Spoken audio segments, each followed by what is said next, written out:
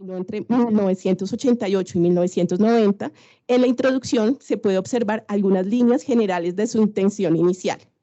Las contribuciones de la agricultura al desarrollo no se agotan en el cumplimiento de las funciones de producir alimentos, materias primas y productos de exportación, así como de transferir recursos de capital y mano de obra para facilitar la expansión de las actividades urbanas.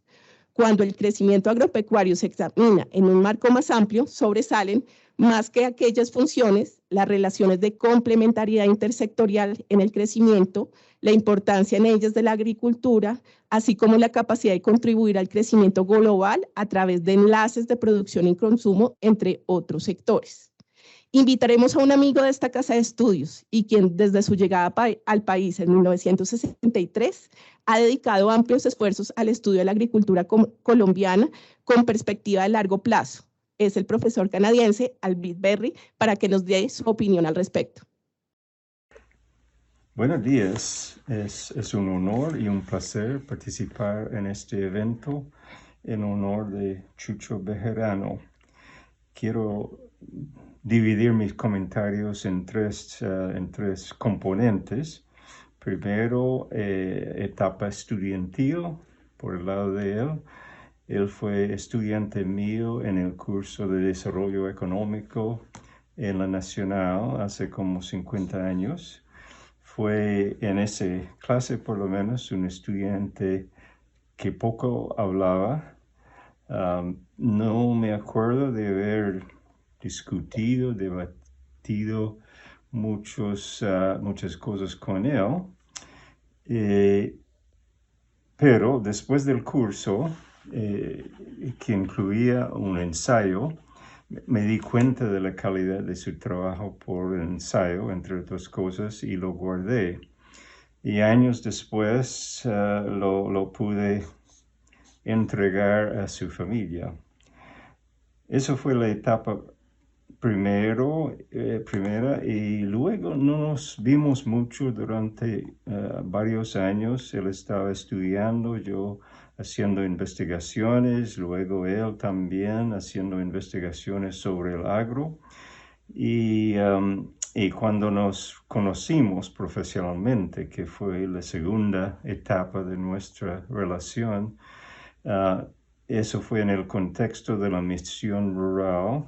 Él era el director de la misión y yo el asesor internacional.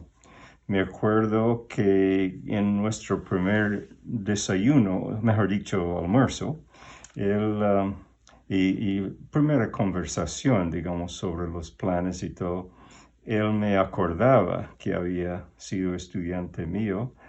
Aparentemente no estaba seguro que yo acordaba, porque no lo había comentado todavía su ensayo. Eso me pareció un poquito chistoso en el sentido de que y era un reflejo de la persona muy tranquila y calmada en general que era él. De todos modos, nos conocimos mucho en la misión, charlamos mucho, comparamos puntos de vista. Tuvimos una experiencia interesante en un almuerzo de varios miembros del grupo en un club medio elitista de Bogotá. Ningún miembro de nuestro grupo era, ningún participante era miembro de ese club, pero yo creo que le gustaba molestar suavemente a los que manejaban ese tipo de club. Entonces entramos y no nos votaron. En la tercera etapa y la final, después de algunos años de vernos muy infrecuentemente, y esto lo llamaría la etapa heroica de su vida, que ya se había hecho especialista no solamente en el agro, pero también en las drogas. Había trabajado para Colombia en El Salvador. Había hecho una contribución enorme al país en muchos sentidos. Lo vi unas 3 semanas antes de su muerte. Estuve impresionado por cómo era de calmado, como que no a pesar del peligro obvio frente a su vida, lo manejaba.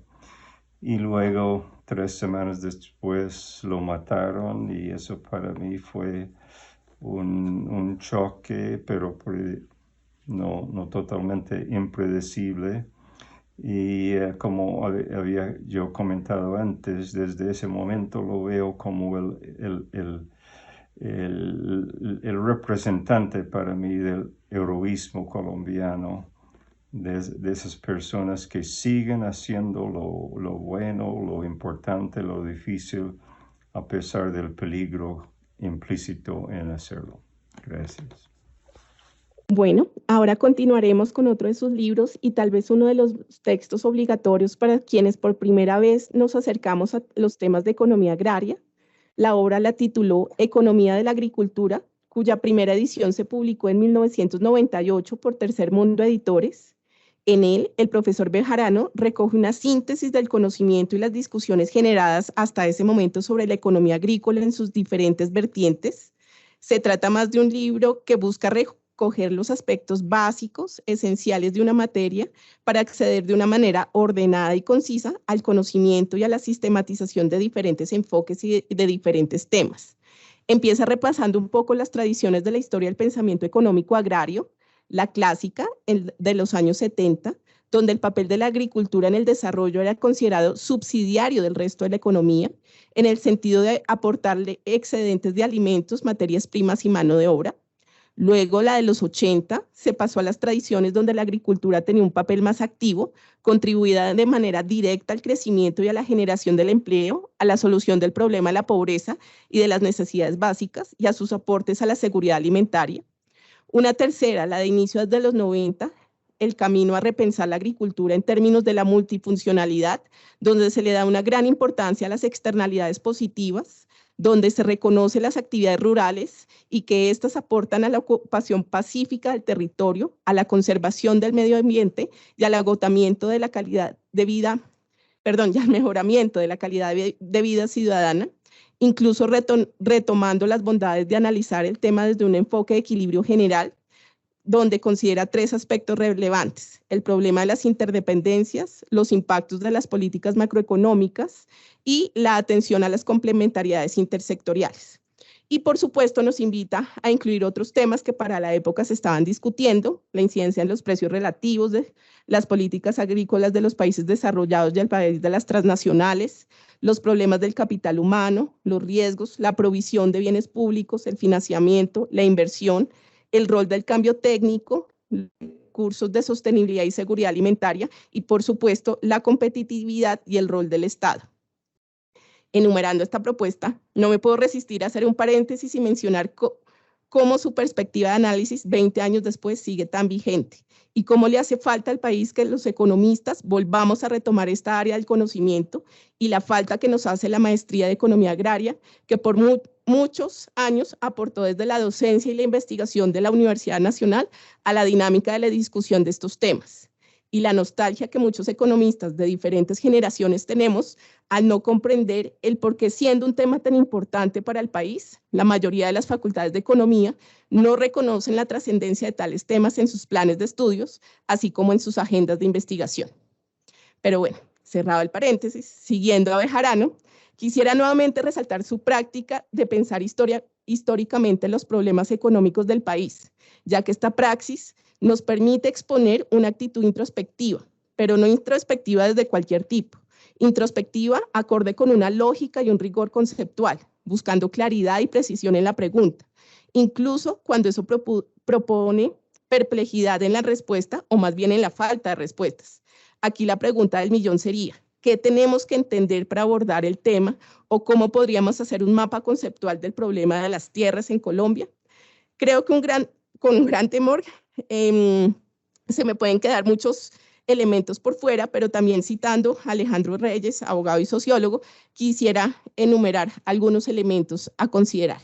Lo primero que hay que entender es que este país es topográficamente más complejo.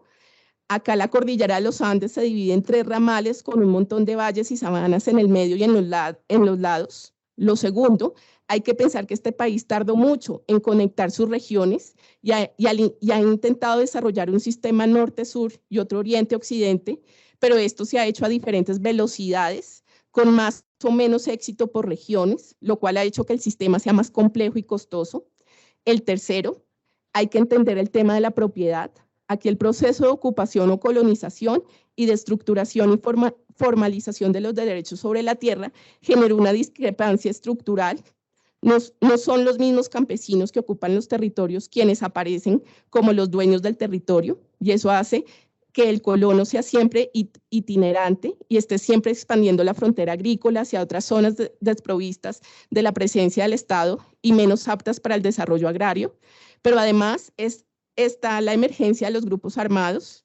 Cuando termina esa ola colonizadora a finales de los años 70, aparece el narcotráfico, que les dio a las comunidades de colonos por primera vez un producto suficientemente rentable y con suficiencia de demanda para sostenerse.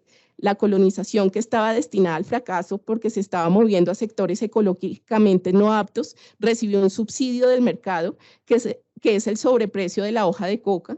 Y como es un mercado ilegal, el regulador no fue el Estado, sino las guerrillas y las mafias. Así el proceso de ocupación del territorio fue sacando al campesino de las mejores tierras, las planas y fértiles, y lo fue expulsando hacia la frontera de colonización selvática, tanto en el Pacífico como en el Amazonas, así como en las alturas y en las laderas de las montañas. Cuarto, Colombia tiene la población en el lugar equivocado. Una vez de tener la mayor densidad de población donde está la oferta de suelos fértiles y planes para la agricultura, tenemos esos suelos dedicados a la ganadería extensiva y a la captura de rentas por valorización de la tierra, que es el verdadero negocio de los grandes terratenientes. Es decir, el producto agro no es la fuente de la riqueza de la tierra colombiana, es su valorización, lo cual hace que en otras partes la tierra sea una moneda corriente de poder político y económico. Quinto, la altísima concentración de la tierra se debe a que una pequeña capa de la población almacena su capital en la tierra, mientras el resto de la sociedad, con sus impuestos, se la valoriza constantemente a través de la infraestructura, redes, vías, etc. Del interés de Bejarano agregaría, como todo lo anterior se desarrollaron diferentes relaciones y sistemas de trabajo, acceso diferencial a nuevas tecnologías agrícolas y ganaderas y a las inversiones estatales, limitaciones en los modelos de negocio y de rentabilidad, los temas de dificultades para la financiación y la importancia de la incidencia de los elementos demográficos, qué hacer para que los jóvenes vean una opción digna, quedarse en el campo y trabajar en el campo, los temas de género y, por supuesto, los étnicos. Tal vez la apuesta de todos estos elementos juntos es lo que hace que la política sobre tierras o la del agro se vea compleja, poco coherente y en algunos aspectos contradictoria.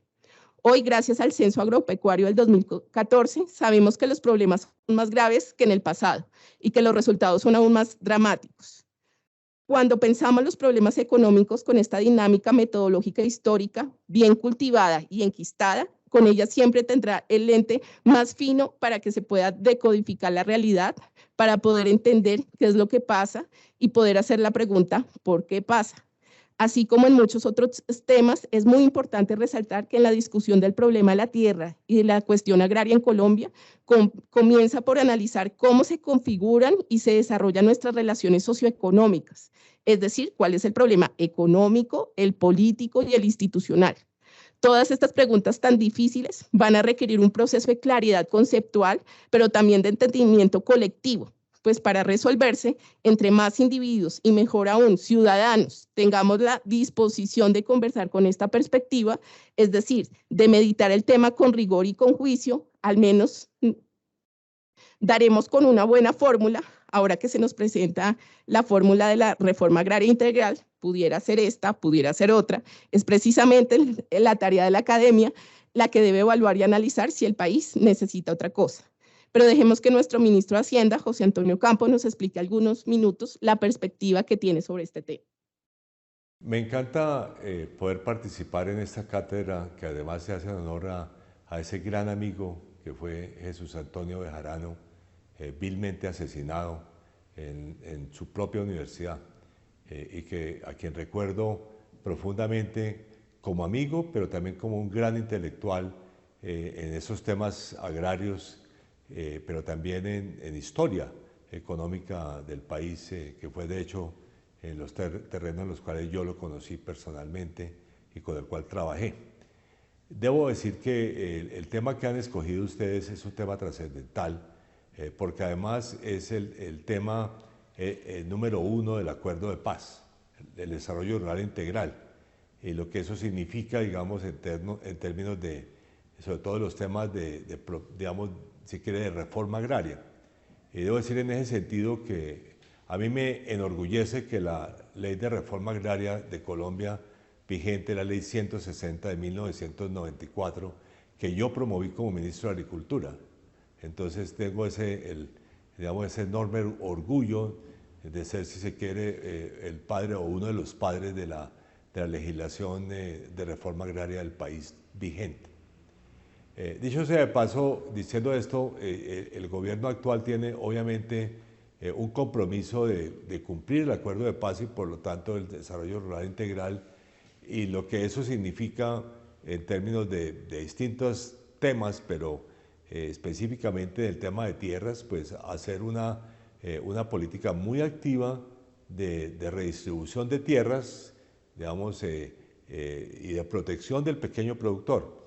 O sea, en materia de tierras es para comenzar, digamos, dar títulos de propiedad donde todavía no se les han dado títulos, pero también digamos, de comprar tierras o de utilizar tierras que han sido confiscadas a paramilitares o narcotraficantes y utilizar esas tierras también para promover la pequeña producción agropecuaria del país.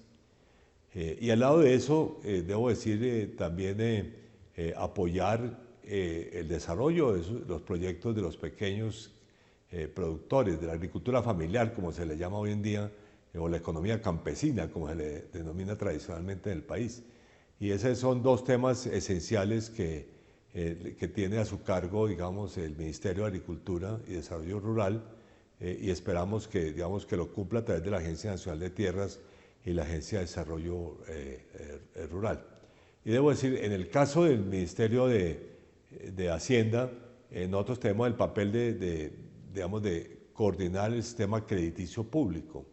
Y en esa materia, digamos, esa red de bancos de desarrollo que incluye a Finagro y al Banco Agrario, esperamos que se convierta como red, como uno de los principales objetivos, la inclusión crediticia. Es decir, permitir que a través de crédito formal puedan acceder muchos más pequeños productores de Colombia. Y esa es una de las tareas esenciales que esperamos promover a través de esa red de bancos de desarrollo del Banco Agrario de Colombia y de digamos, de la financiera, pero el Fondo Agropecuario de Garantías, que es también uno de los instrumentos fundamentales de esa política. Entonces, esas son, debo decir, algunos de los objetivos que tiene la administración actual y esperamos que tengamos un éxito para promover el desarrollo rural de acuerdo entre otros de los principios del acuerdo de paz. Muchas gracias. Bueno, muchas gracias a nuestro ministro José Antonio Campo. Creo que nos quedan sobre la mesa las líneas del gobierno. Por último, otro aspecto que se le suma al proceso es la iniciativa del presidente Petro y que viene desarrollando intensamente Planeación Nacional de recoger, organizar y sistematizar todos los aportes posibles de los colombianos para construir el Plan Nacional de Desarrollo en las mesas de diálogo regional. Es decir, cuando de manera amplia la ciudadanía ya no es un actor pasivo, sino tiene la capacidad para poder formular preguntas, intentar acercarse a la dinámica de la discusión de los problemas y explorar posibles soluciones, en establecer cómo vamos resolviendo las necesidades metodológicas que se van presentando, incluso cómo emergen nuevas ideas o aparecen otros ejercicios que nos pudieran ayudar a construir la mejor propuesta posible para ese plan de desarrollo. Es decir, cómo construimos colectivamente el diagnóstico de dónde estamos y cuáles son los posibles caminos para seguir, bajo el entendido que nuestra complejidad actual pasa por superar los problemas estructurales del pasado, pero paralelamente comprender las lógicas del capitalismo actual, donde se suman otros elementos. Tener a la gente viviendo e intentando cultivar en zonas no aptas para la agricultura, qué tan responsables nos vamos a plantear el reto del cambio climático y vamos a contribuir a la agenda ambiental del país, ¿Hasta dónde vamos a replantear y superar el objetivo privilegiado del crecimiento? ¿Cómo incorporar claramente estos compromisos del acuerdo de paz y cómo restablecer la seguridad alimentaria del país? Tal vez suena todo muy estructural y difícil de cambiar, pero también tenemos algunas lecciones aprendidas. La solución no depende ni exclusivamente del Estado ni exclusivamente de la sociedad. Se necesita trabajo conjunto. Es una empresa que abarca mucho tiempo y abarca mucho espacio. Lo que necesitamos es más y mejor conocimiento. El país ha avanzado en la calidad de la información disponible para el sector y sobre otros subsectores, aunque todavía estamos muy lejos de lograr el sistema de información que Bejarano hubiese querido. Y necesitamos un proyecto colectivo, una idea que nos ayude a cohesionar nuestra sociedad. Creo que puedo afirmar con algún grado de cercanía que a la luz de este diagnóstico Bejarano nos diría: es importante desarrollar una actitud y una práctica que no se quede en la reflexión teórica pasiva o una acción al calor de una coyuntura irreflexiva. Necesitamos urgentemente hacer que cale la utilidad práctica y política de que un sector rural mejor es mejor para todos. Quisiéramos entonces, desde la Facultad de Economía del Externado, con esta segunda cátedra en homenaje a Jesús Antonio Bejarano, hacer parte de este camino y colaborar en la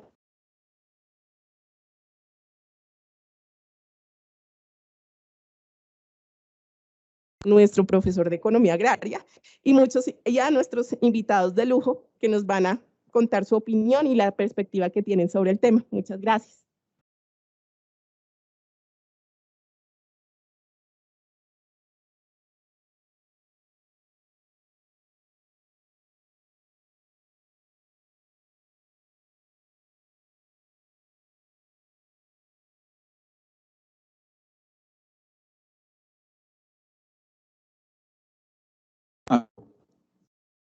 Bueno, buenos días para todos y todas. Muchas gracias, profesora Edna, por esas reflexiones iniciales, y también muy conmovedor escuchar al profesor Albert Berry y al ministro Campo. Para mí es un honor moderar el panel que tendremos hoy. Desde que empecé a estudiar los temas agrarios y de paz, he sido un gran admirador de la vida y de la obra de Chucho Bejarano, a quien no tuve el privilegio de conocer, desafortunadamente, y pues me honra mucho haber, digamos, ayudado a organizar esta cátedra junto con la profesora Edna. Yo quisiera entrar en materia para aprovechar el tiempo al máximo, y justamente, como decía Edna, creo que la mejor manera de digamos, honrar el legado de Chucho Bejarano es reflexionando y debatiendo con rigor, con seriedad, sobre las oportunidades y retos que tenemos en el momento actual para hablar de una política rural transformadora, incluyente, que le sirva al país. Entonces, la propuesta es tener un conversatorio que vamos a organizar en 4 grandes preguntas, con rondas de 3 a 5 minutos de cada uno de los panelistas, para generar un espacio muy dinámico y fluido. Antes de empezar, voy a presentarlo rápidamente. Tenemos a mi derecha tengo a Margarita Barón, abogada con maestría en Derecho de la Universidad de los Andes, que actualmente es la directora y gerente de Colombia Rural, una empresa social dedicada a asesorar distintos actores públicos y privados en temas de tierras y ordenamiento social de la propiedad rural. Margarita se ha desempeñado en varios cargos en el sector público, entre los que quisiera destacar que fue directora de la Dirección de Ordenamiento Social de la Propiedad Rural en el Ministerio de Agricultura. También fue asesora de la Oficina del Alto Comisionado para la Paz durante las conversaciones de paz con las FARC en todo lo que fue el alistamiento jurídico para la implementación de los acuerdos, y también hizo parte de la misión rural como asesora en los temas de tierras. Luego, así que bienvenida, Margarita. Tengo también a continuación a Carlos Duarte, a quien agradecemos por haber hecho el esfuerzo de venir hasta acá desde Cali. Carlos es profesor del Instituto de Estudios Interculturales de la Universidad Javeriana de Cali, antropólogo y doctor en Sociología del Instituto de Altos Estudios en Sociedades Latinoamericanas IEAL París III. Actualmente Carlos es coordinador de la línea de desarrollo rural y ordenamiento territorial de la Javeriana de Cali y desde hace muchos años es un investigador que ha venido trabajando en temas de organización social, reconocimiento de las comunidades campesinas como sujetos políticos y derechos, ordenamiento socioespacial, gestión de conflictos, análisis de sistemas de información y políticas públicas en situaciones de contacto interétnico. También nos acompaña Ángela Penagos, quien es economista con maestría en Economía Ambiental y Recursos Naturales. Ángela es una experta en los temas de desarrollo rural con muchos años de experiencia y conocimiento en políticas públicas. Además que hace semanas fue nombrada como presidenta del Fondo para el Financiamiento del Sector Agropecuario FINAGRO, lo cual es una gran noticia para el país, y se ha desempeñado en varios cargos públicos y privados, incluyendo haber sido la directora de Desarrollo Rural en Planeación Nacional y desde ahí fue la que coordinó la misión para la transformación del campo. Muy pronto esperamos que también llegue María Olga Peña, que es la subdirectora de la Dirección de Desarrollo Rural en Planeación Nacional, sino que estaba como embolatada en un, no sé qué pasó, en un trancón, pero ya debe estar llegando. Entonces podemos arrancar. Entonces yo, habiéndolos presentado a todos, quisiera… ¡Ay, Mauricio! Mauricio, qué pena, Mauro, es que por la… me faltó Mauricio, que es un gran amigo, es un profesor asociado de la Escuela de Gobierno de la Universidad de los Andes. Mauricio es doctor en Ciencias Políticas de la Universidad de California en Los Ángeles, abogado y especialista en economía. Ya tenemos un panel muy interdisciplinario, abogados, economistas, antropólogos y de sociólogos. Desde hace varios años, Mauricio viene haciendo investigaciones y propuestas de política pública en temas de inequidad rural, desarrollo local, acceso a tierras, todo lo que tiene que ver con programas de desarrollo con enfoque territorial y más recientemente sostenibilidad ambiental y lucha contra la deforestación. En particular, Mauricio acaba de escribir la semana pasada un artículo para El Tiempo, haciendo propuestas muy concretas sobre cómo el Ministerio de Agricultura podría aprovechar el momento actual para fortalecer la…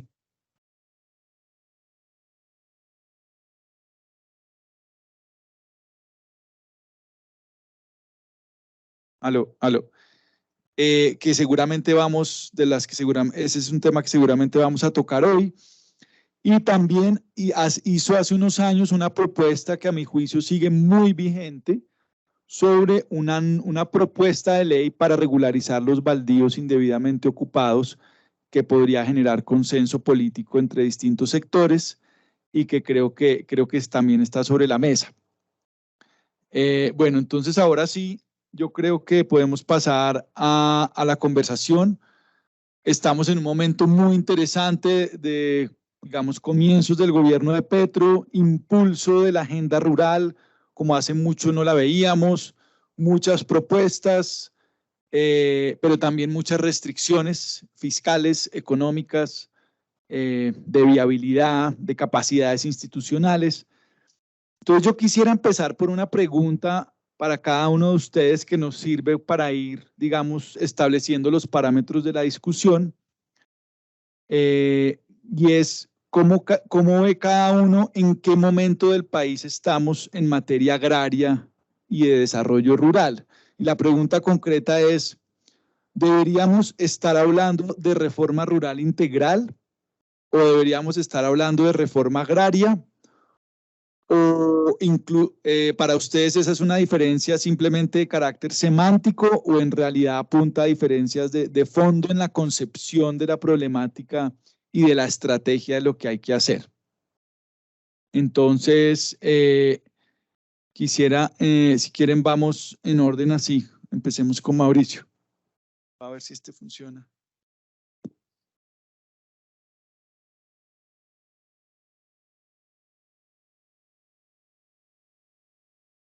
¿Habla? Sí. Sí, ahí está. Bueno, ¿en qué momento estamos de la política rural agraria? A ver, yo creo que esta semana estamos, digamos, en la etapa final de los 100 días de gobierno, ¿no? Y entonces, una de las preguntas que siempre se ha hecho en la literatura es cuál es el capital político con que cuenta un gobierno para hacer reformas estructurales e implementarlas. Y yo creo que la luna de miel duró poco, y eso, digamos, es uno de los aspectos que yo creo que es más preocupante en este momento, y es la preocupación que existe con los mensajes cruzados del gobierno y la preocupación que existe sobre la turbulencia internacional y cómo la gente, digamos, asigna responsabilidad al gobierno por lo que tienen responsabilidad y por lo que no tienen responsabilidad, ¿no? Pero yo creo que ese es uno de los factores que me parecen más preocupantes para avanzar, digamos, reformas grandes y también de dónde sacar la plata para hacer esas reformas en un contexto macroeconómico que le está pegando además muy duro. Digamos, los sectores exportadores se están beneficiando, pero los sectores, por ejemplo, que producen alimentos para el país, la deben estar pasando muy mal. Y yo creo que nos vamos a gastar una buena parte del crédito nacional cubriendo con subsidios los efectos de la tasa de cambio, muchos de esos efectos autoinfligidos por el mismo gobierno en declaraciones y demás. Entonces, yo creo que si estuviera acá Chucho Bejarano diría como una primera cosa, pues estuve leyendo ayer todo el día la obra de él y creo que una de las primeras cosas que diría es no piense en la agricultura por fuera de los demás sectores, ¿no? Esto tiene que verse desde una perspectiva integrada. Y si el país depende de su canasta exportadora, depende de recursos mineroenergéticos, en la medida de que usted le meta una turbulencia extrema a esa canasta exportadora, le va a quitar capacidad al gobierno y al sector rural para transformarse. Entonces, yo creo que esa es una primera reflexión importante, y es que los coletazos del sector minero energético le están pegando muy fuertemente, yo creo, a la capacidad de hacer cosas en el agro y a las economías rurales en general. Y yo creo que esa es una primera reflexión que yo recojo de digamos, de lo que era como la amplitud de banda que tenía Jesús Antonio para poner estas conexiones de presente. La otra cosa que creo que digamos que yo recojo de ese pensamiento de él para este momento presente es esta pregunta por la institucionalidad, ¿no? La economía institucional y los enfoques que él, digamos, abrazó en esta última etapa como de su pensamiento económico son fundamentales para entender si lo que necesita el país en este momento es redistribuir tierras y hacer una transferencia gigante de capital recogido de los impuestos del sector industrial y pasárselos al sector agropecuario de los grandes terratenientes. Esa es una primera pregunta de ¿tiene sentido hacer transferencias de capital de esta magnitud de un sector productivo a un sector improductivo? Y la otra pregunta, creo, digamos, compleja, que era la que quería conectar más directamente, ¿es la urgencia más grande del país la redistribución de tierras o es la urgencia más importante del país la consolidación de sus instituciones agrarias y sus instituciones rurales? Es decir, si en los últimos, y esto lo decía en el artículo del Tiempo, si en los últimos 20 años el despojo y el desplazamiento alcanzó niveles de, no sé, 5 o 6 millones de hectáreas, 300.000 familias desplazadas, 1 millón de hectáreas sin cultivar, y no hemos cambiado, no hemos fortalecido esas instituciones, y no le estamos poniendo la plata que necesita la Agencia Nacional de Tierra, ni la plata que necesita el Ministerio de Ambiente. ¿Cuál es el sentido de imaginarnos redistribuir otras 3 millones de hectáreas con el mismo entorno institucional y los mismos riesgos de conflicto? Entonces, creo que, aunque es lo menos taquillero, afortunadamente existen las universidades para decir las cosas menos taquilleras, porque si no, pero digamos, hablar de gestión pública es como la cosa más aburrida del mundo. O sea, hablar de los trámites de ordenamiento social de la propiedad rural, de por qué la Agencia Nacional de Tierras no saca adelante más rápido los procesos de formalización, por qué es tan caro y tan difícil hacer los procesos de ordenamiento. Esos, digamos, no son temas agradables para tratar en un noticiero y en las mañanas de la W, pero yo creo que el problema serio del país está en la capacidad institucional. Y si no fortalecemos la capacidad institucional, y si no fortalecemos las líneas de crédito para los pequeños, y si no fortalecemos la capacidad de transformación de esas economías, el problema no va a ser la distribución de la tierra, ¿no? Entonces creo que ahí hay otro factor como por lo menos en mi caso, como de preocupación muy seria, y es que aparte de esta turbulencia macroeconómica, el problema del enfoque con el que se está pensando el campo, me parece que desdice los grandes avances que se han hecho entendiendo los aportes de la misión rural. Los aportes que hizo, digamos, la reflexión que hizo José Antonio Campo con la misión rural, que coordinó Ángela, en la que participó Margarita, en la que estuvo Cecilia López. O sea, la gran reflexión de la reforma de la misión rural no fue redistribuir 3 millones de hectáreas, sino fortalecer las instituciones y sacar adelante el barrio predial. Entonces, creo que ahí estamos. Yo creo que hablar de reforma agraria en este momento es volver a unos debates que se habían superado de muchas formas. Y la reforma rural integral de alguna manera recogía con realismo el tema de redistribución de tierras, pero lo enmarcaba en un entorno institucional. Entonces, sí, yo estoy digamos, me siento muy preocupado del momento actual sobre estos temas. Gracias, Mauro. Creo que esas reflexiones iniciales van abriendo terreno para la conversación. Sigamos con Ángela. Le toca más difícil. Bueno, Ángela con camiseta Finagro ahora. Pues, pero como dos cosas, o sea, antes de entrar en el análisis actual, quisiera como que miráramos la pregunta como la planteaste, es decir, ¿queremos una reforma rural integral o una reforma agraria? Son lo mismo, ¿de qué estamos hablando? Y un poco, yo me acuerdo cuando yo leí por primera vez a Jesús Antonio Bejarano, que yo creo que estaba como en cuarto semestre de economía, que ahí fue que yo me empecé a interesar por los temas agrícolas. Primer punto, Jesús Antonio Bejarano hablaba de economía agrícola, no estrictamente, al final, como tú lo dices, empieza después a hablar de los temas de desarrollo rural, y yo creo que es una distinción que si bien tiene que mantenerse, se complementan, creo que es importante reconocerlo. Una cosa es el tema agrícola y la economía agrícola, y otro tema es el desarrollo rural.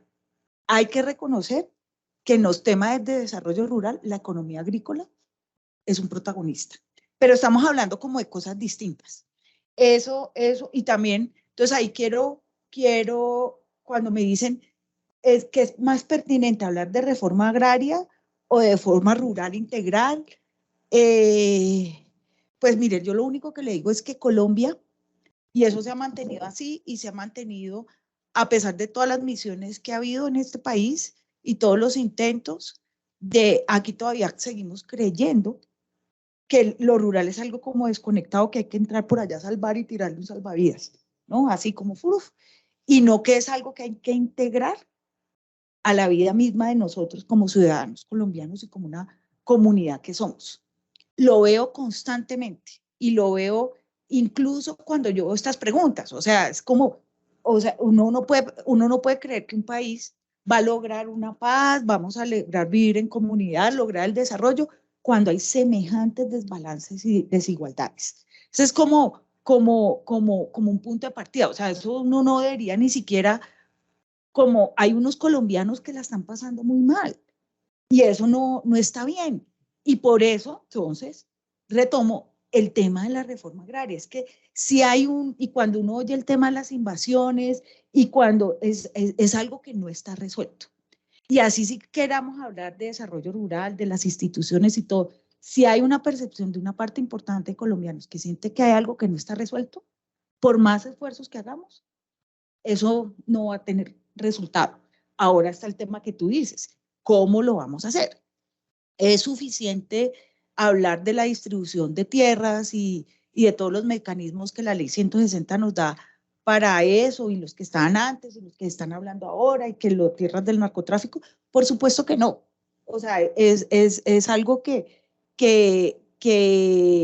no es, pues uno no puede pensar que vamos a lograr desarrollo rural, el desarrollo de la agricultura como un medio para la transición energética, si no contamos con más instrumentos que la reforma agraria como tal. Y en eso, digamos, yo soy una convencida, y pues ahora en el rol que tengo, eso es parte del trabajo que me toca hacer. O sea, si creo que solamente con el tema de distribución de tierras, compra de tierras, comprarle la tierra a los de Fedegan, coger los títulos de la SAE, ¿es suficiente? No. Entonces yo creo que las dos cosas se necesitan, son necesarias, pero incluso yo le añadiría un tema que sí nos pone el presidente Petro de frente es cuál es la agricultura que queremos, ¿no? O sea, estamos pensando, yo creo que no estamos solamente pensando en una pequeña agricultura por allá, digamos, simplemente de autosubsistencia, sino estamos pensando una agricultura como una fuente para la transición energética. Eso nos pone en una perspectiva incluso muy distinta a la que estábamos hablando cuando hicimos la misión rural. Muy distinta, completamente. Y en ese sentido, creo que lo que le toca al Ministerio de Agricultura casi que es doble, como dos líneas de trabajo que tienen que ir simultáneamente. Uno es hablar de desarrollo rural, el tema de la desigualdad y cómo todos estos colombianos y colombianas que están en estas zonas van a ser parte de esta transición con una agricultura distinta a lo que estamos acostumbrados a ver. Yo creo que el desafío es muy grande. Pues digamos, aquí no me vayan a tomar, para mí eso de los 100 días me parece una gringada y nos lo volvimos como una regla, como a cuento de qué. O sea, las cosas grandes no se hacen en 100 días y realmente esto se tiene que pensar, pues yo no sé si eso va a seguir siendo así. Yo me acuerdo cuando yo trabajaba antes, los 100 días pues no tenía que tener resuelto los próximos 4 años, que incluso me parece simplificar terriblemente el desafío tan grande que tenemos. Pero sí estoy de acuerdo, y digamos, no voy a negar que hay un poquito de, no, un poco no, que hay una situación compleja frente a cómo vamos a organizar esto, frente a estas promesas que tenemos. Y ya en lo que yo conozco y sé que puedo hacer, pues, a ver, yo lo estaba conversando ahorita con Carlos. Es que llevamos muchos años, incluso años en los que yo estaba en el gobierno antes de este, en que hemos organizado la forma de operar el Estado de tal forma que no se puedan hacer cambios. Y eso es bien difícil. Y hay 7.000 reglas, 7.000 normas, todo, o sea, esto es muy complejo y esto requiere mucha eficiencia de parte de nosotros, conocer y entender bien qué significa que vamos a lograr transformar la agricultura, vamos a incorporar a unas comunidades que han estado por décadas completamente aisladas de lo que quiere decir ser colombiano.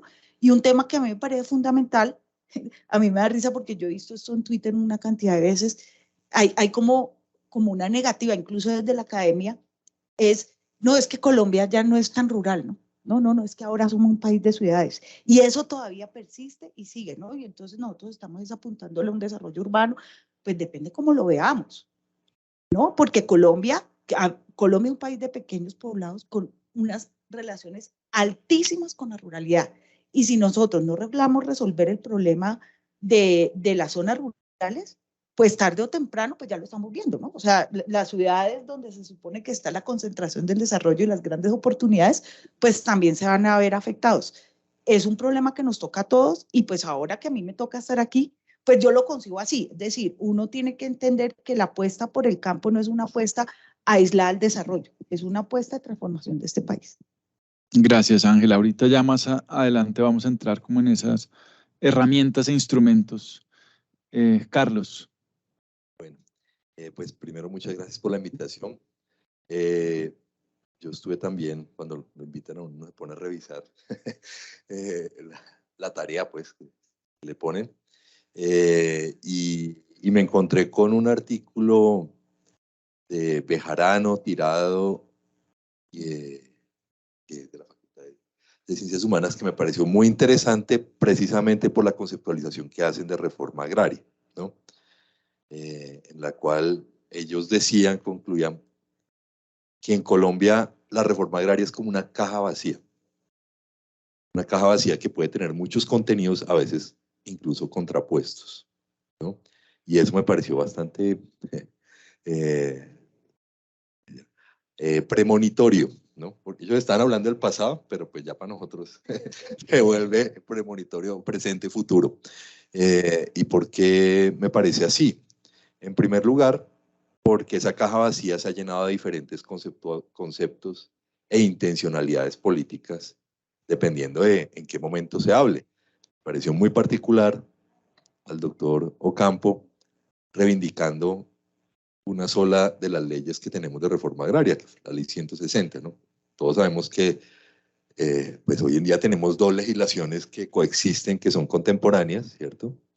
El 901 y la ley 160, ¿cierto? El 902.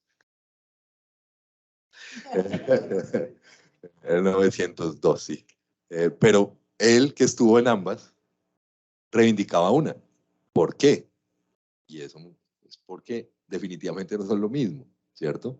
Y sí hay unas diferencias tanto conceptuales y políticas y operativas gigantescas, ¿no? La ley 160 de reforma agraria, ¿cierto? Pues tenía un único sujeto de reforma agraria, bastante laxo, pero un único, ¿cierto? Laxo hasta 900 salarios mínimos. Bueno, estoy en uno por detrás, pero bueno, menos mal aquí tengo una. 1000 salarios mínimos, pues es una vaina demasiado amplia, ¿no? Pero tenía uno conceptual, uno, ¿no? Además, era un modelo operativo que atendía por demanda, ¿cierto? En la cual, pues, era el famoso fila y cola que hay para hacer adjudicatoria de los procesos agrarios, ¿cierto? Y creo yo que fue el último respiro en ese momento de lo que se llamaban leyes de reforma agraria, que aunque en nuestro país tenemos ese debate si hubieron o no redistributivas o siempre ha sido distributiva, pues tenía ese corte distributivo profundo, ¿no? Es particular en la entrevista, la insistencia de nuestro ministro de Hacienda hoy reivindicando eso, ¿no? Cuando él también hizo parte de la misión, ahorita Ángela me lo explicaba, y la misión, más que, para mí, más que el acuerdo con las FARC, la misión es la que dictó los lineamientos del 902, y uno los puede ver muy claros ahí, ¿cierto? O sea, las FARC habían planteado un programa que pues realmente no fue muy retomado en el Fast Track, y sí recogió muchos de los lineamientos de la misión. Por eso a veces cuando se dice, no, es el 902, es producto de las FARC, uno dice, realmente no se ha leído los lineamientos de la misión, porque ahí están gran parte de las cosas. Primero, pasar de un énfasis muy fuerte redistributivo o discursivo hacia el ordenamiento social de la propiedad, ¿cierto? Que tiene otro cariz, que de alguna manera anticipa algo que pues desde Marx hasta nuestros días está diciendo, y es que el espacio es el límite del capital de alguna manera, o sea, el espacio no se puede reproducir de alguna manera, entonces es finito, por lo tanto, hablemos ahora de ordenamiento, porque las fronteras de los baldíos ya esa vaina no da para más, teóricamente, ¿no? Entonces tiene un enfoque de ordenamiento social de la propiedad, operativamente funciona por atención a la oferta, que es otro modelo totalmente diferente, ¿no? Que es el nacimiento de los OPS-PR y de los barrios prediales, ¿cierto? Y me parece a mí que enmarca algo que estaba implícito en la ley 160 y en el INCODER, y hoy en día lo ha dicho, por ejemplo, la vicepresidenta Francia Márquez, tierra sin desarrollo rural es una falsa moneda, de alguna manera, ¿cierto? O sea, el punto uno, por eso se llama reforma rural integral, es la tierra sin adecuación productiva, sin riego, sin comercialización, sin crédito, pues vamos a reproducir de alguna manera, vamos a hacer una acción con daño, si se podría llamar de alguna manera, o sea, tiene que ir junto, ¿no? Entonces, hay dos. Esa caja vacía que llama reforma agraria es que hoy en día coexisten, ¿no? Y hay que ver qué acento le da cada gobierno, porque pues, el gobierno anterior pues, le dio más un acento incluso se estaba construyendo otro modelo diferente que era el del Gran Baldío y una vaina que se llamaba demanda agregada. Era otra cosa, no se desarrolló, ¿no? Pero pues los resultados de formalización, de acceso a tierras del gobierno anterior fueron más en el orden de otra cosa que se llama los famosos rezagos, ¿no? O sea, lo que se tiene ahí en cola, resguardos que están hace 20 años por formalizar, titulaciones colectivas que están ahí gigantes, que no se sacan y cada gobierno son las famosas manzanas bajitas de cada gobierno, no son los que están ahí y pues son los que acabaron de sacar ahorita, menos mal. Lo podemos decir aquí, yo que no tengo camiseta puesta, las 600.000 hectáreas pues vienen de un rezago de formalización de colectivas. Ahora bien, ¿en qué momento, y con esto ya termino, es el momento en el que estamos, es de absoluta expectativa, diría yo. ¿Por qué? Porque ahora el gobierno le mete otro componente al asunto, poderosísimo, que es el de vamos a comprar la tierra, ¿no? Porque antes estábamos entre distribuir o redistribuir a través de los procedimientos agrarios, ¿no? Ahora se va a comprar, lo cual nos abre un universo de nuevos retos gigantescos. ¿Está el gobierno, la ANT, el IGAC preparado para hacer ese número quizás de avalúos comerciales que necesitarían hacerse para hacer 500.000 hectáreas por año, un poco que es la meta que se tiene?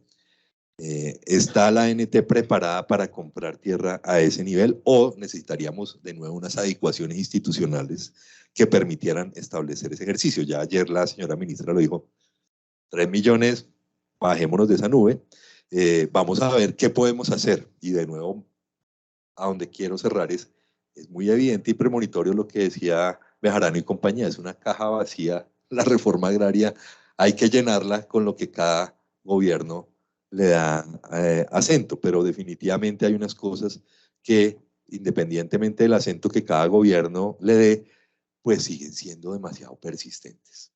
La desigualdad en la distribución de la tierra, el coeficiente de Gini no baja, sube, no sabemos si es porque la inequidad se acentúa o porque cada vez tenemos mecanismos más eficaces de medir la inequidad, pero eso no se mueve. Y otra cosa que no cambia, ojalá cambie en este gobierno, es que cada entidad que tiene que ver con el sector parece un mundo absolutamente aparte. Sobre todo de la moneda falsa que dice la vicepresidenta. Quitamos el INCODER para hacer 2 agencias, 3, que fueran más operativas, concurrieran, pero lo que ha pasado, y esto es una perspectiva muy personal, es que son mundos que no se hablan. La ANT por un lado y la ADR por el otro, y la ART intentando construir puentes que no se lograron permanecer. Entonces hay una cosa que eso es persistente, lo decían también Bejarano, si no había esa institucionalidad robusta, pues es muy difícil poderlo hacer, eso se mantiene.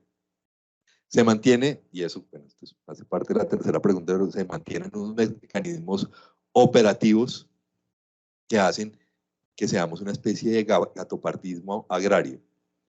Cada gobierno dice que vamos a cambiar todo para que de alguna manera logre las instituciones hacer que todo siga igual por un efecto mágico de fetichismo del Estado. Entonces, ahí hay unas cosas que permanecen, ojalá en este gobierno, con lo que sí tiene este gobierno, y yo creo que difícilmente alguien no lo podría reconocer, es una voluntad política fundamental de atacar esos mecanismos. Vamos a ver cómo le va y por eso diría que es un momento de sobre todo expectativa. Gracias, Carlos. También muchos elementos ahí para ir poniendo sobre la mesa. Seguimos entonces con Margarita. Hola. No por la grabación. Ah, bueno, listo. Pues Andrés y al externado, Edna, muchísimas gracias. Como siempre, me siento súper bienvenida aquí en la universidad y me encanta seguir construyendo como esos puentes entre academia y por fuera de la academia, que creo que es donde sí se genera valor, ¿cierto? Y pues María Olga, Ángela, Carlos, Mauricio, un gusto y un honor estar con ustedes. Yo también hice la tarea, no encontré el paper por allá botado de Bejarano, pero entonces voy a proyectar un par de diapositivas rápidamente.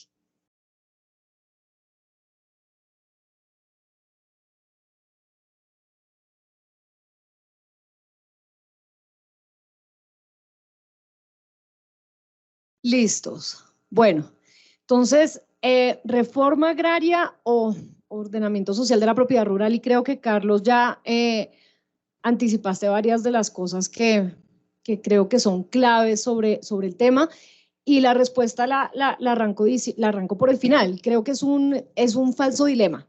No creo que nosotros tengamos que escoger entre...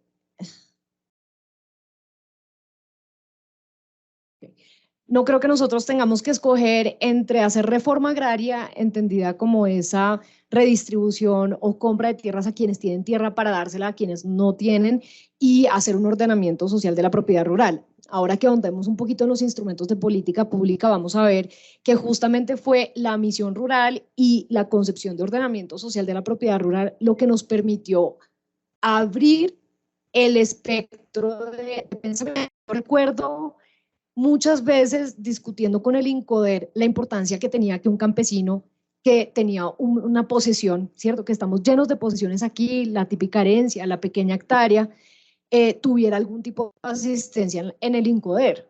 Ese no era el problema del INCODER, si ustedes se acuerdan, ¿sí? El INCODER por mucho tiempo entendió que su problema y su enfoque era hacer reforma agraria, y en ese sentido tenía que atender el tema de la propiedad privada y tenía que hacer un tema de tierras públicas y de adjudicación de baldíos. Cuando un campesino, por más pequeño que fuera, que tuviera propiedad privada, acudía a la Agencia Nacional de Tierras antes INCODER, le decían, qué pena, pero esto no es conmigo, ¿sí? Y la discusión para que el INCODER y la Autoridad de Tierras entendiera que el tema de la tierra era todo el territorio fue durísima. Solamente hasta hace unos años entendimos que el catastro multipropósito tiene que ir también a las áreas ambientales, porque es la forma en la que podemos ordenar el territorio, ¿sí? Entonces, esa comprensión amplia de ordenamiento social de la propiedad rural, tal como Carlos la explicaba, viene de la misión rural, pero no quita que nosotros también tengamos que entender que hay un tema de distribución de la tierra que quizás todavía no es azaroso que estemos hablando ahora de esto, justamente por lo que decía Ángela. Yo quisiera chequear lo que ya hemos hecho. Entonces, fijémonos en los avances. Colombia ha invertido el 50% del territorio en procesos de dotación de tierras entre 1960 y 2012. Eso equivale a 56.457.000 hectáreas. Esto realmente es impresionante porque quiere decir que, y les digo, cualquier otro país, habiendo hecho esto, se habría apreciado de haber hecho una reforma agraria sustancial y transformadora. Por supuesto que de estas 56 millones, 36 más o menos, en ese momento son para poblaciones étnicas, ¿cierto? Pero fijémonos que si nosotros encontramos solamente la población campesina, entre 1960 y 2012, Colombia ya se metió la mano al bolsillo y entregó 19 millones de hectáreas. 19 millones de hectáreas en baldíos. Y todavía algo sucede para que nosotros digamos, no hemos hecho reforma agraria. No, las situaciones permanecen. Hemos gastado dinero en entregar 19 millones de hectáreas del país y todavía decimos que no hemos hecho reforma agraria. Y no estoy diciendo esto como para decir, es el colmo que lo estemos diciendo. No, estoy diciendo, reconociendo el hecho de que a pesar de haber entregado 19 millones de hectáreas con el patrimonio del país, de todos los colombianos, todavía persisten las condiciones estructurales que hacen que muchos colombianos en áreas rurales la estén pasando muy mal, como lo decía Ángel. ¿Dónde hemos entregado estas hectáreas? Y también es interesante. El mapa de la izquierda es el mapa del Atlas del INCODER, el informe de 1960 a 2012, donde nos muestra dónde se entregaron los baldíos a campesinos y obviamente las áreas con mayor oscuridad son donde mayor intensidad hubo en la entrega de tierras. El mapa de la mitad es el mapa de la UPRA de la frontera agrícola al día de hoy, ¿listo? Lo encuentran en CIPRA, y a la derecha ven Colombia en mapas, los territorios étnicos constituidos del IGAC. Lo que es verdaderamente llamativo es que uno diría, no, lo que pasa es que la reforma agraria, esas 19 millones de hectáreas, se entregaron todas en baldíos que no se podían explotar, ¿sí? Pues no. Si ustedes ven el mapa, realmente fíjense que la mayoría de los baldíos se entregaron justamente en las zonas de la frontera agrícola, según la UPRA en el 2010. Obviamente que tenemos unas excepciones. Yo ayer aprendí esto y voy a usar este cosito. Sí, exacto. Fíjense que nosotros esto es pura reforma agraria, ¿cierto? Obviamente que sí se nota que los baldíos hicieron mucho énfasis en las zonas de colonización, mucho más que en la frontera agraria, digamos, andina, ¿cierto? Entre las cordilleras, como lo decía Edna, de cómo está conformado nuestro país. Y quizás ahorita cuando vayamos avanzando en la discusión, valdría la pena preguntarse si uno tendría que hacer la intensificación en otras áreas del país, que obviamente las de allá están mucho menos desconectadas. Y hoy si hoy están menos conectadas, ¿cómo sería entre 1960 y 2012? Pero realmente decir que toda la tierra se entregó en zonas que no eran aptas para producir tampoco es cierto, se entregaron dentro de la frontera agrícola. Hay unos puntos, digamos, en Caquetá, en donde claramente, digamos, hay un conflicto en el uso del suelo, ¿cierto? Y hay otros, por ejemplo, en Bichada, en donde claramente se nota que hubo asignación de tierras, que parecería haber un conflicto de uso del suelo, pero que tiene que ver es con la asignación a comunidades étnicas, lo cual también nos lleva a la discusión sobre si realmente las comunidades étnicas tienen tierra y, digamos, suficiente para producir, en qué modelo de producción y cómo es que nosotros nos estamos pensando que es la idea de una tierra productiva y con qué modelo de desarrollo. Digamos que estas las podemos saltar rápidamente. Yo quisiera también anotar eso en términos de familias, ¿cuánto es? ¿Sí?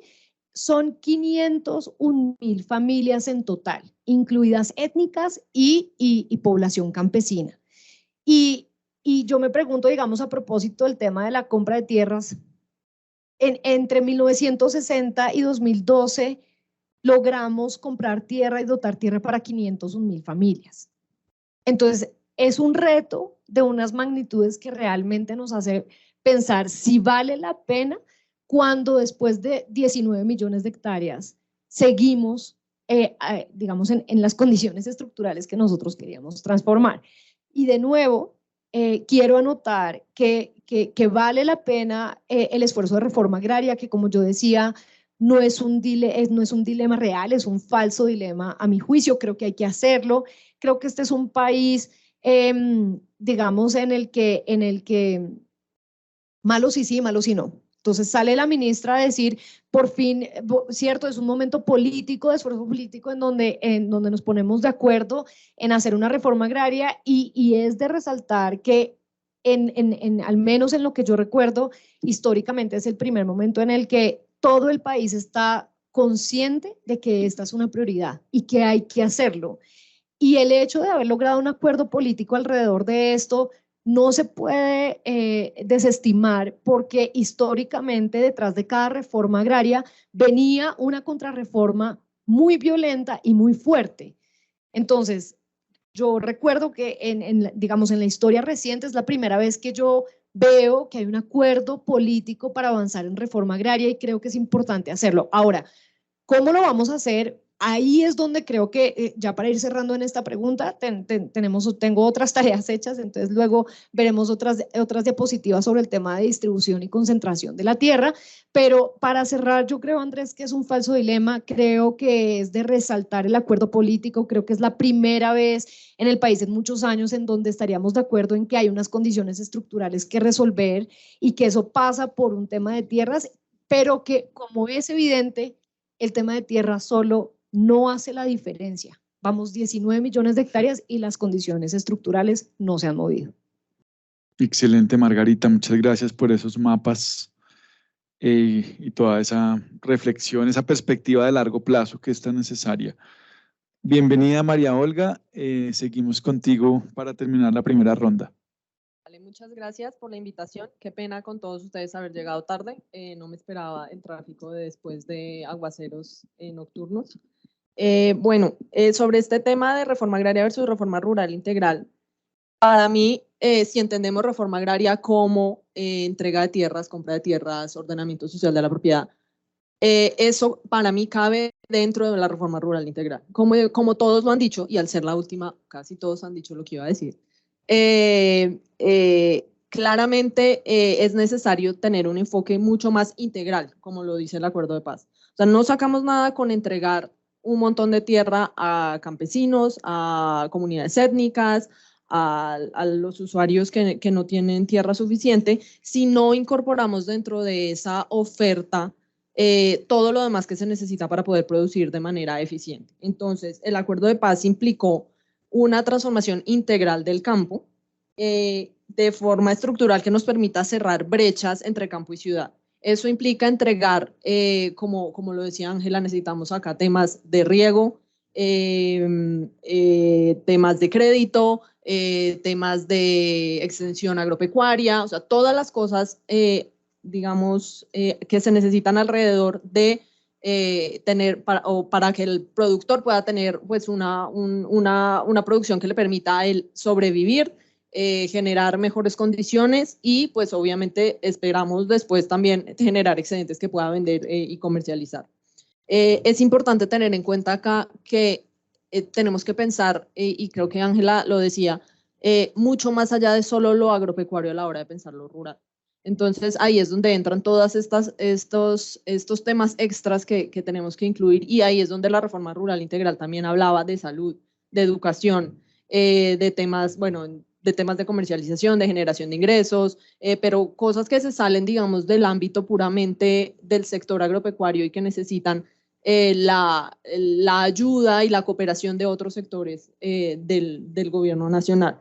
Entonces, en ese sentido, ¿en qué vamos? Se crearon 16 planes sectoriales de la reforma rural integral. Digamos que el de salud quedó ahí, yo no estoy tan segura si eso fue adoptado finalmente o no, pero se crearon los 16 planes. Sí tenemos un problema de implementación fuerte en esos planes, tanto los que son del sector agricultura como los que no. Ha sido un esfuerzo bastante grande por todas las razones que ya dijeron, por la falta de fortaleza de las entidades, y eso lo voy a decir más adelante, y también por temas presupuestales. Ha sido muy difícil llegar a que las entidades se comprometan a lo que se necesita para realmente avanzar en la implementación. Esperamos que con este gobierno, como ustedes decían, la voluntad política que hay, los nuevos recursos que tiene el sector agricultura, se pueda hacer un impulso importante para retomar los planes y ver cómo avanzar. Yo quería contarles un poquito qué estamos pensando en Plan Nacional de Desarrollo sobre estos temas. Entonces, me imagino que ya todos han oído hablar de las 6 transformaciones del director del DNP, y somos muy afortunados en el sector en el término de que tenemos una transformación especial para estos temas, que es la transformación de derecho humano a la alimentación. No quiere decir que no hay temas que estén en otras transformaciones, y eso quiero que quede muy claro. En la transformación de derecho humano a la alimentación entra todos los temas de producción, de digamos, distribución de alimentos, de acceso físico y económico a los alimentos y de adecuación de estos alimentos en términos de salubridad, salud pública, nutrición, pero pues hay muchos temas que competen a las otras transformaciones. Ordenamiento territorial, por ejemplo, todos los temas de tierras entrarían en ordenamiento territorial, todos los temas de cambio de modelo de producción para hacerlo más sostenible entran dentro de la transformación de economía productiva para la vida y cambio climático. En la transformación de seguridad humana y justicia social están todos los temas de empleo rural, de emprendimiento, de asociatividad, y pues tenemos también el tema de convergencia regional, en donde estamos tratando de incluir todos los vínculos urbanos rurales y cómo mejorar esas relaciones entre ciudad y zonas rurales. Entonces, pues sí es muy importante tener en cuenta que este gobierno viene con un impulso grande, que hay un compromiso político importante para sacar estos temas y que, como todos lo decían, estamos todos de acuerdo en que es algo en lo que se debe trabajar y que es algo importante, y hay los recursos y hay la voluntad. Entonces, creo que tenemos una oportunidad de oro. Esperemos que, como lo decía Carlos, no podamos sobrepasar las expectativas que hay, que son muy grandes. Pero también hay muchas restricciones, como lo decía Ángela, de cómo hacer las cosas. Entonces, pues es un reto grande. Desde Plan de Desarrollo, digamos, estamos intentando organizar desde el DNP con no solamente el sector agropecuario, sino los demás sectores que tienen temas rurales, que son casi todos. Cómo organizarnos mejor, y aquí entra un tema que la ministra ha hablado mucho, y es el tema del gabinete rural, y cómo debería haber, y que salió también en las recomendaciones de la OCDE, del Rural Policy Review, que se presenta el próximo mes, cómo tener una instancia superior a los ministerios que permita organizar los temas rurales y que no estén cada sector y cada ministerio como jalando para su lado, sino que tiene que haber un esfuerzo colectivo y una línea desde arriba que nos diga para dónde vamos. Entonces, ese es como el reto principal que tenemos desde el DNP con el plan. y pues sí reconocer que esto es un esfuerzo que tiene que verse de manera integral, no solamente es entregar tierras, porque como Margarita lo dice, se han entregado tierras y digamos, el impacto sobre el bienestar de los pobladores rurales no ha sido el que debería ser. Acá debe haber unos temas integrales en donde no solo los productores agropecuarios, sino los pobladores rurales tengan lo que necesitan para poder sobrevivir y pues ir más allá de sobrevivir, o sea, de tener unas condiciones de vida que sean buenas, que les permitan no solo a ellos alimentarse, sino proveer ese alimento que necesitamos todos los demás colombianos y pues probablemente los extranjeros también para poder exportar. Entonces, pues esa es como la visión que tenemos y pues contarles un poquito sobre el plan. De pronto más adelante en alguna de las otras preguntas puedo ir un poco más puntual sobre qué iría en cada uno de los temas. Muchas gracias. Excelente, María Olga. Me parece que es una buena transición al segundo momento del debate y qué bueno poderte escuchar y lo que están pensando desde Planeación Nacional. Entonces, yo quisiera unir la segunda y la tercera pregunta en aras del tiempo y al respecto quisiera señalar que Chucho Bejarano en este libro que señalaba Edna de Economía de la Agricultura en el 98 hacía referencia a la heterogeneidad productiva en el agro latinoamericano y en Colombia y cómo esta tiene su origen en la desigual distribución de la propiedad. Y pues como lo acabamos de ver en estas primeras intervenciones, seguimos en esa discusión de cómo enfrentar esa desigualdad, pero al mismo tiempo va de la mano de qué hacer, que eso es algo que también el profesor Bejarano mencionaba mucho, las restricciones adicionales al estilo de crecimiento agrícola modernizante que tendía a reforzar esas desigualdades históricas y que se expresaban en diferencias enormes en productividad, empleo e ingreso.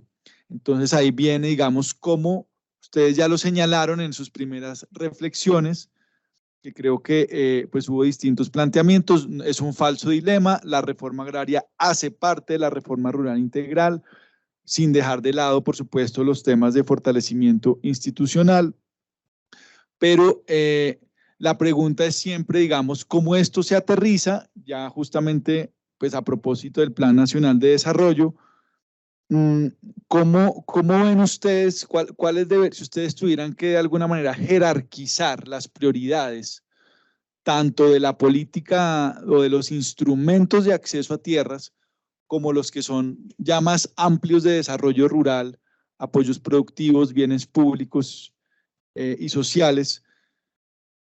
¿Cómo harían esa priorización de los, digamos, 3 o 4 elementos que cada uno tuviera? Porque al final, desafortunadamente, pues siempre hay, digamos, unas restricciones presupuestales, de tiempo, de capital político, que lo decía Mauricio al comienzo. O sea, ¿cómo ordenar con todos esos retos, pero también con la oportunidad que hay, en términos, ¿qué recomendaciones le haríamos a quienes están formulando las bases del Plan Nacional de Desarrollo? Y pues está todo el equipo de María Olga en la Dirección de Desarrollo Rural, seguramente corriendo, armando esa sección, pues que está distribuida en esas 6 transiciones.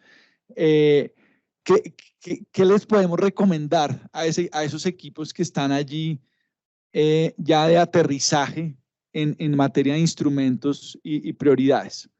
Entonces, volvemos a hacer la ronda. Si quieres, arrancamos por Margarita y terminamos con María Olga para oír la reflexión desde Planeación Nacional. Ok, yo pensé que iba a ¿Quieres tener volver? otra vez más tiempo. ¿O quieres que empecemos por...? No, está bien, está bien, está bien. ¿Estás preparada? No hay problema. Mira, yo me gustaría es poder... Proyectar. Sí. ¿Quieres que mientras tanto...? Sí, dale, Carlos. A ver, ¿qué prioriza? Antes quisiera complementar algunos de los mapas de las cartografías que Margarita.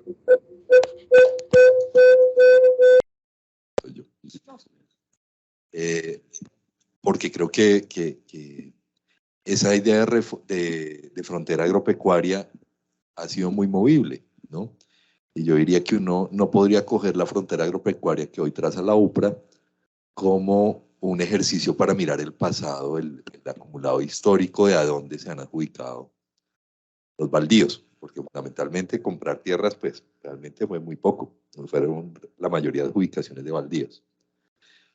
Cuando uno habla de adjudicaciones de baldíos, pues ya se está situando por fuera de la frontera agropecuaria, entonces pues la mayoría de esas tierras, esa gente que le dieron esas adjudicaciones por allá en el Casanar, en Arauca, pues eso era por fuera de la frontera agropecuaria en esos años, ¿no? O sea, con todas las restricciones que tiene estar por fuera de la frontera agropecuaria.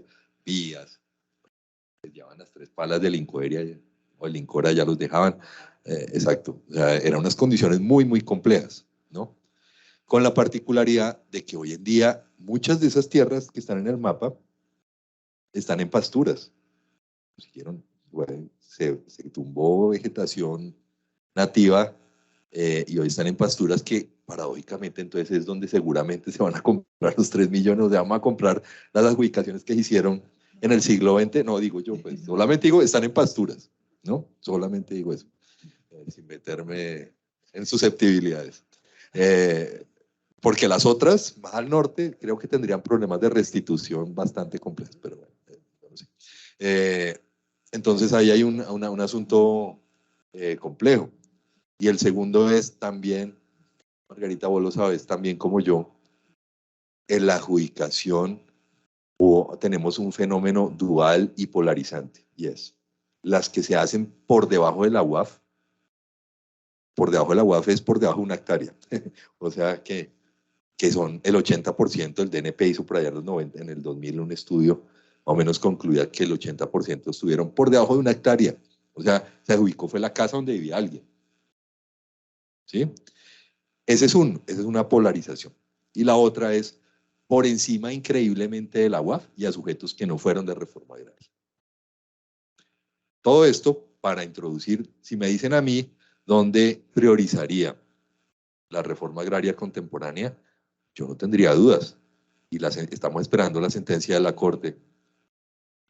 La compra de tierras en la zona donde, digamos, el que le toque esa tierra sujeto de reforma agraria, pues pueda tener las condiciones para salir adelante, o sea, donde tenga mayor conectividad, condiciones, etcétera, seguramente valles interandinos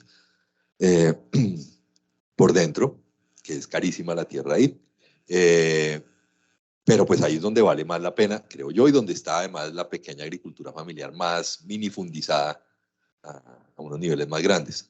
Pero segundo, yo metería el pie en el acelerador a algo que en el gobierno Santos, cuando se hace el primer ejercicio, se tenía como claro, y era formalicemos. Formalicemos porque el título de propiedad, de alguna manera, sí produce una serie de círculo virtuoso teórico, ¿no? Sobre acceder a crédito. Formalicemos bajo la ley 902 que le impide venderlo apenas se le formalice, que era uno de los problemas de la ley 160. Formalicemos, y sobre la formalización más bien cojamos esos billones que están por ahí de reforma tributaria y los que tienen Ángela guardados por allá y metámoslo a la infraestructura potente de eso que se formaliza, en vez de comprar y trasladar recursos muy fuertes que no tenemos a un sector que pues no se ha distinguido por su actividad activismo económico, por llamarlo de alguna manera, ¿no? Entonces, y la ministra, los primeros días de posesión lo planteó, dejemos las bases, bueno, ya vamos en bases de 6 años, del catastro multipropósito real para ver qué predios que están grandes se pueden, digamos, presionar a que sean productivamente, que sean activos productivamente o que tengan una impuestación importante a través del catastro multipropósito, ¿no? Pero creo que lo estamos haciendo al revés desde mi muy humilde punto de vista, y es comprar la tierra a precios muy caros con una infraestructura institucional que hoy en día no poseemos, cuando ya habíamos dejado toda la institucionalidad lista para la formalización masiva. Y más bien formalicemos lo que está, sobre todo, y desde mi punto de vista, zonas de reserva forestal de ley segunda, es que eso está ya tan diagnosticado que es increíble que no se haya formalizado para los campesinados que están ahí y que el gobierno anterior haya salido con el cuento de los contratos de uso para una gente que lleva 4 o 5 generaciones ahí viviendo y que le digan no le vamos a dar un contrato por 10 años, pues, ¿quién va a hacer una vaina de esas? ¿No? Entonces, ahí hay unos prioridades que yo creo ya está todo como el hombre nuclear. Tenemos la plata, tenemos la tecnología, tenemos todo, pero, y ahí es donde digo, vuelve Chucho Bejarano en el asunto, la caja vacía de la reforma agraria. Yo entendería el acuerdo con FEGAN como una cuestión profundamente política y simbólica, y es desactivar Pacto del Chicoral 2, ejercicios contra reforma violenta, dejémoslo, hagámonos pasito, pero tampoco le pondría toda la plata ahí porque no tiene sentido real, ¿no? Habría que pensar otros lugares donde eso pudiera ser accesible y donde saliéramos de una polarización que yo mencionaba anteriormente, 2, pero creo que hay una tercera, y es la que se ha visto en la institucionalidad estatal, y es un viceministerio de ricos, los gremios, el de asuntos productivos, y un viceministerio, ahí donde están los ricos, y un viceministerio de pobres, donde esperamos llegue hoy el compañero Fajardo, el de desarrollo rural, que no tienen una simetría, pues, ¿no? O sea, que deberían tener las mismas capacidades, la agricultura familiar campesina, el mismo acompañamiento técnico que tienen por Agrosavia, que tienen por la UPRA, debería ser para la agricultura, bueno, pues en teoría, lo que cuesta Agrosavia, pues, eso debería estar para la agricultura, que es además donde, a pesar de que importamos 30% de los alimentos, del 70% se sigue produciendo ahí, en la agricultura campesina y familiar. Las importaciones son muy particulares y está muy estudiado en el maíz, en la soya, etcétera, pero la alimentación se está produciendo en unas condiciones de inequidad y desaliento al acompañamiento, que es lo que yo invertiría en este gobierno. Sí, listo. Bueno, digamos, me ahorraste como tres minutos. Solo un tema. Yo estoy de acuerdo con lo que dice Carlos. ¿En qué sentido? O sea, y Margarita sabe que yo esto lo he dicho siempre. La titulación de baldíos que se ha hecho desde 1960, para mí ha sido como un tema de quitarnos un problema encima. Porque eso ha sido en los extramuros, por allá, y nunca realmente, y con una promesa de que el Estado iba a llegar y no llegó.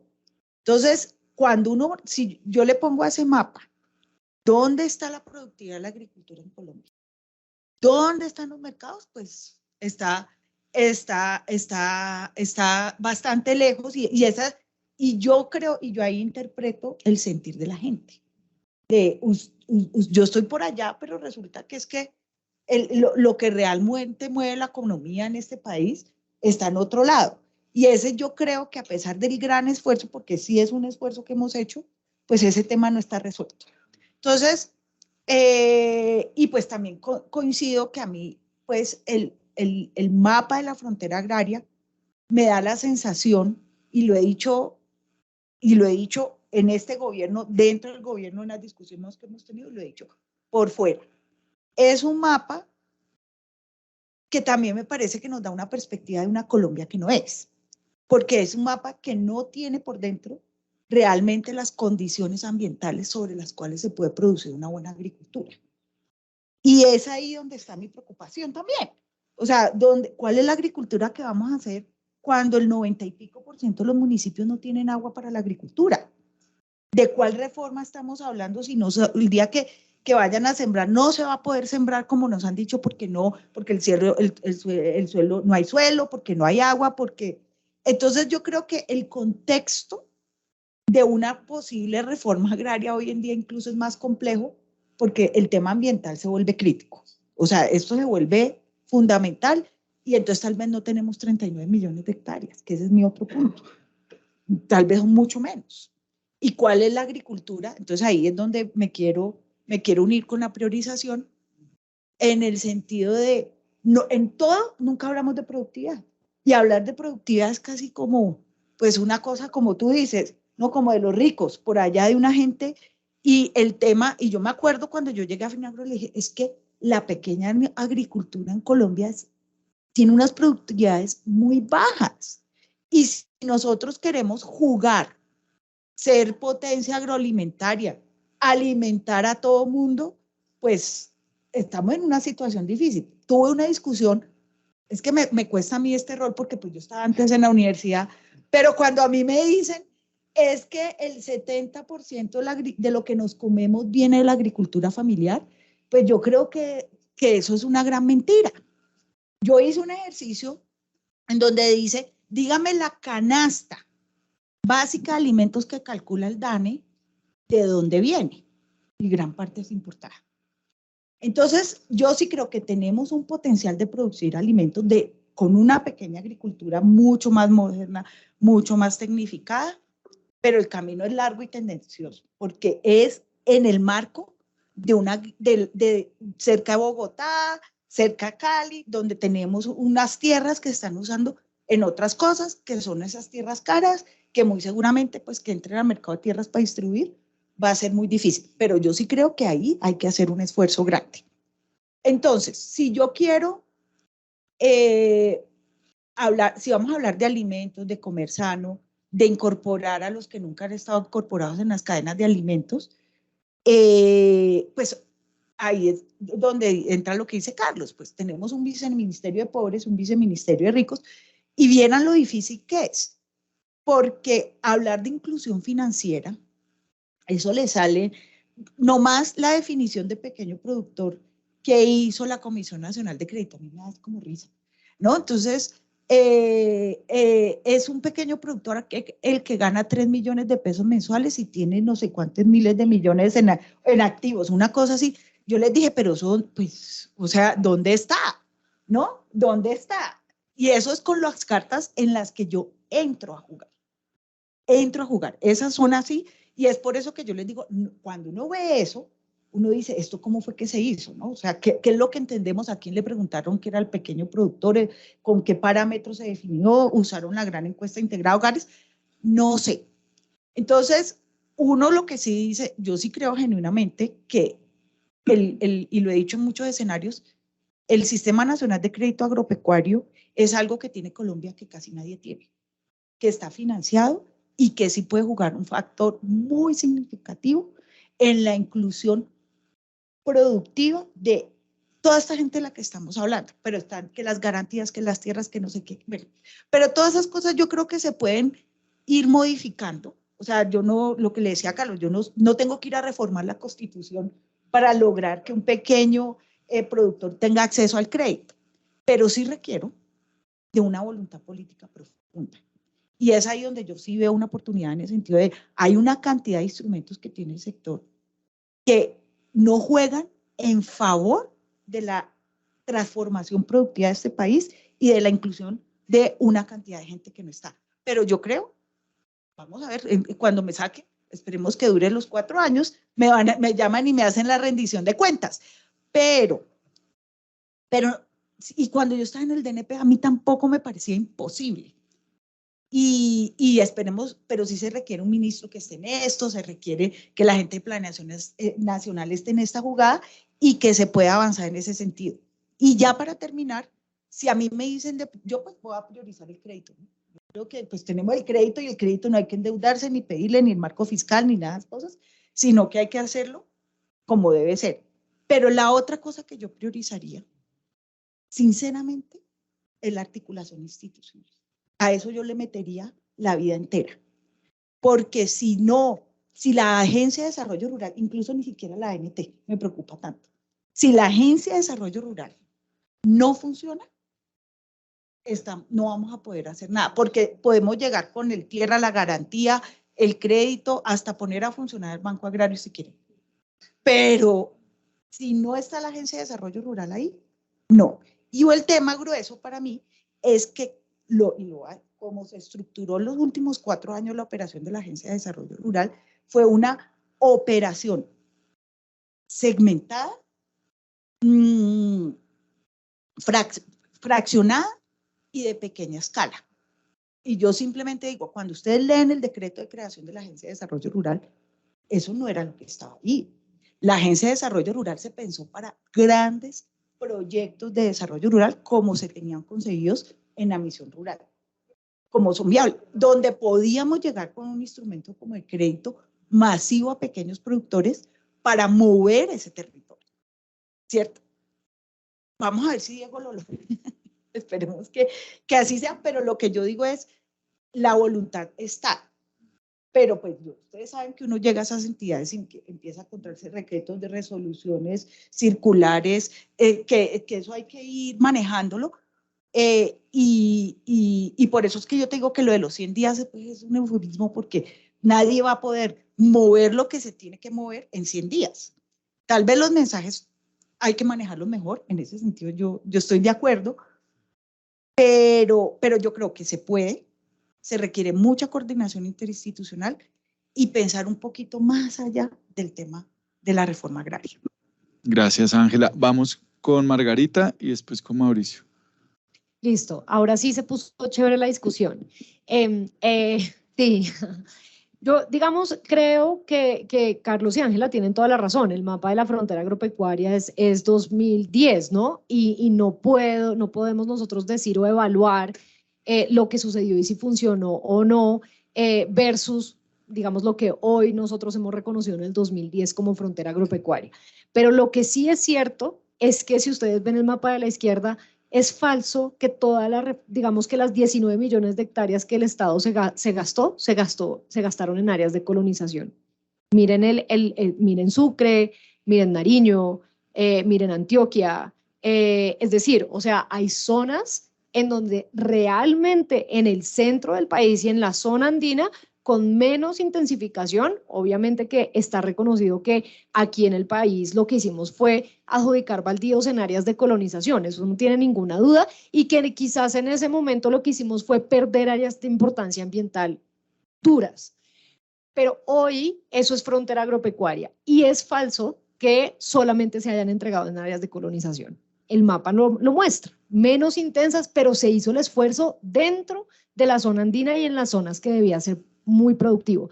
¿Cuál es el punto de esto? Que yo tengo una preocupación que vamos a volver a comprar la tierra para que se adjudicó. Entonces, eso sí no puede ser.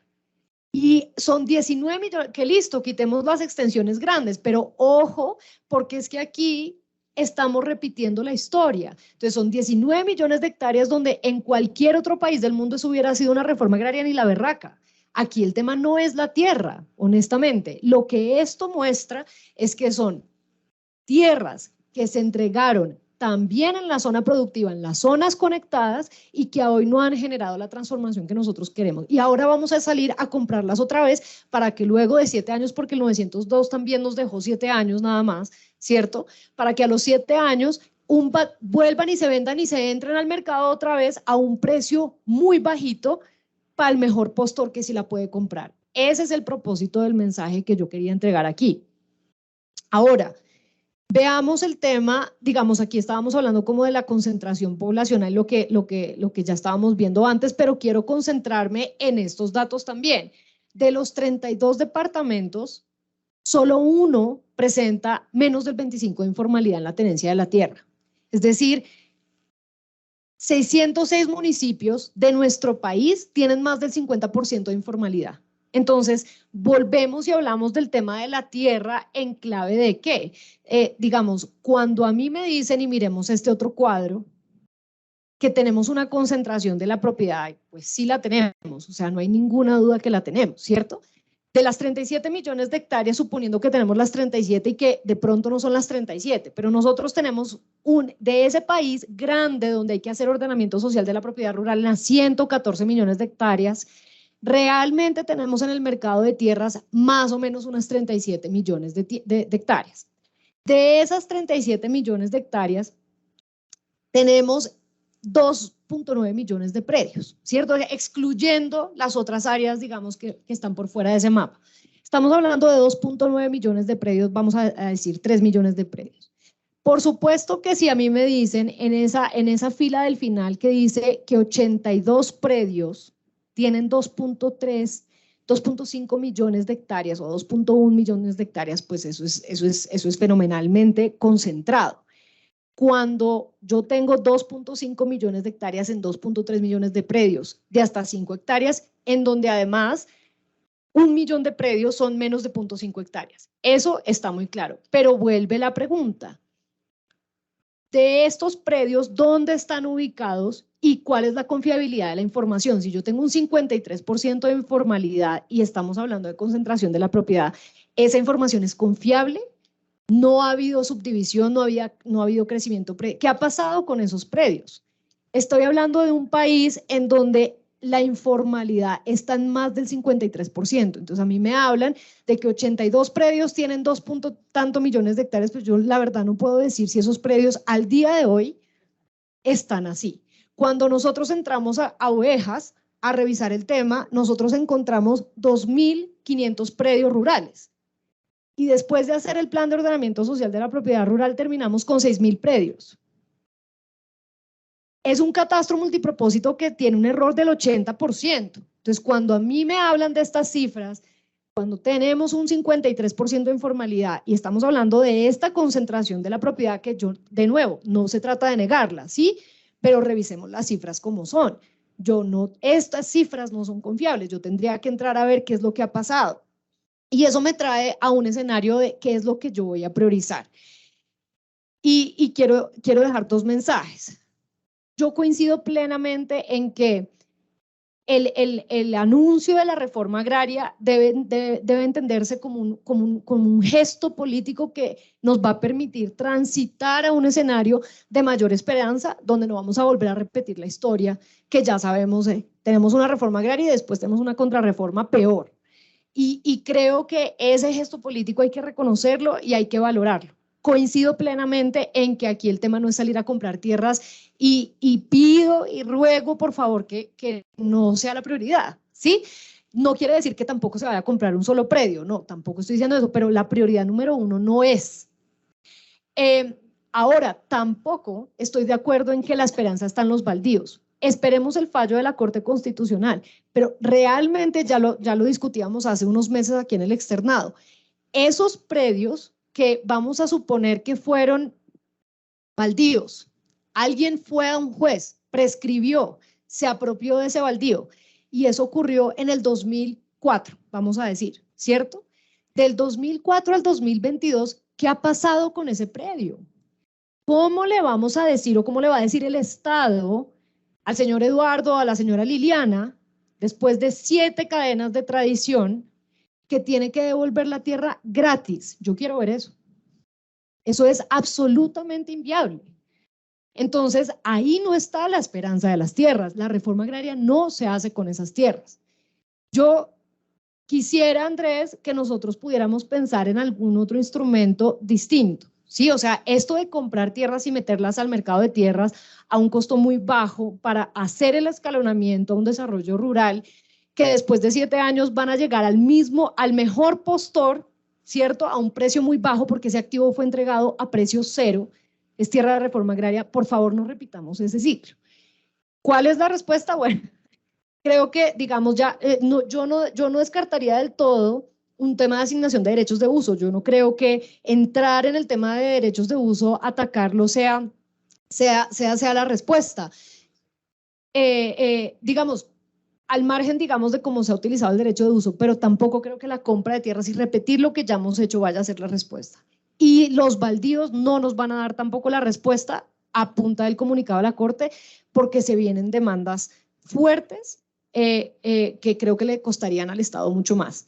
Para cerrar, yo creería… Espérame un segundo, voy a pedirle al público que como empezamos tarde, vamos a quedarnos un poco más para los que se puedan quedar y los que están conectados para hacer al menos otra ronda más. Gracias, Margarita. Perdón, sigue, Andrés. Sigue. Y ya para concluir, priorizar de nuevo el tema del ordenamiento social de la propiedad rural. Es decir, es muy difícil, sin un enfoque local, sin participación de la gente, de manera masiva, entender qué es lo que, o sea, digamos, hablar de reforma agraria en Bogotá desde un escritorio a nivel nacional, va a ser muy difícil cuando tenemos ya un instrumento que me permite ir a territorio y tener el contexto local de qué es lo que está sucediendo ahí y cuáles son las dinámicas territoriales, no solamente en tema de tierras, sino en tema de ordenamiento territorial y ordenamiento social de la propiedad rural y ojalá desarrollo rural.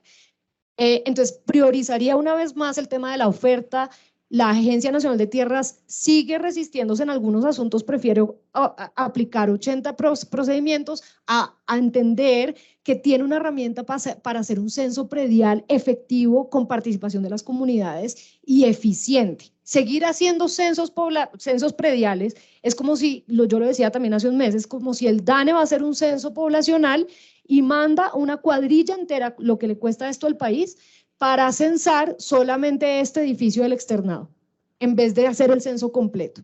Eso es lo que la plata del Estado se está ganando cuando no aplicamos el tema por oferta.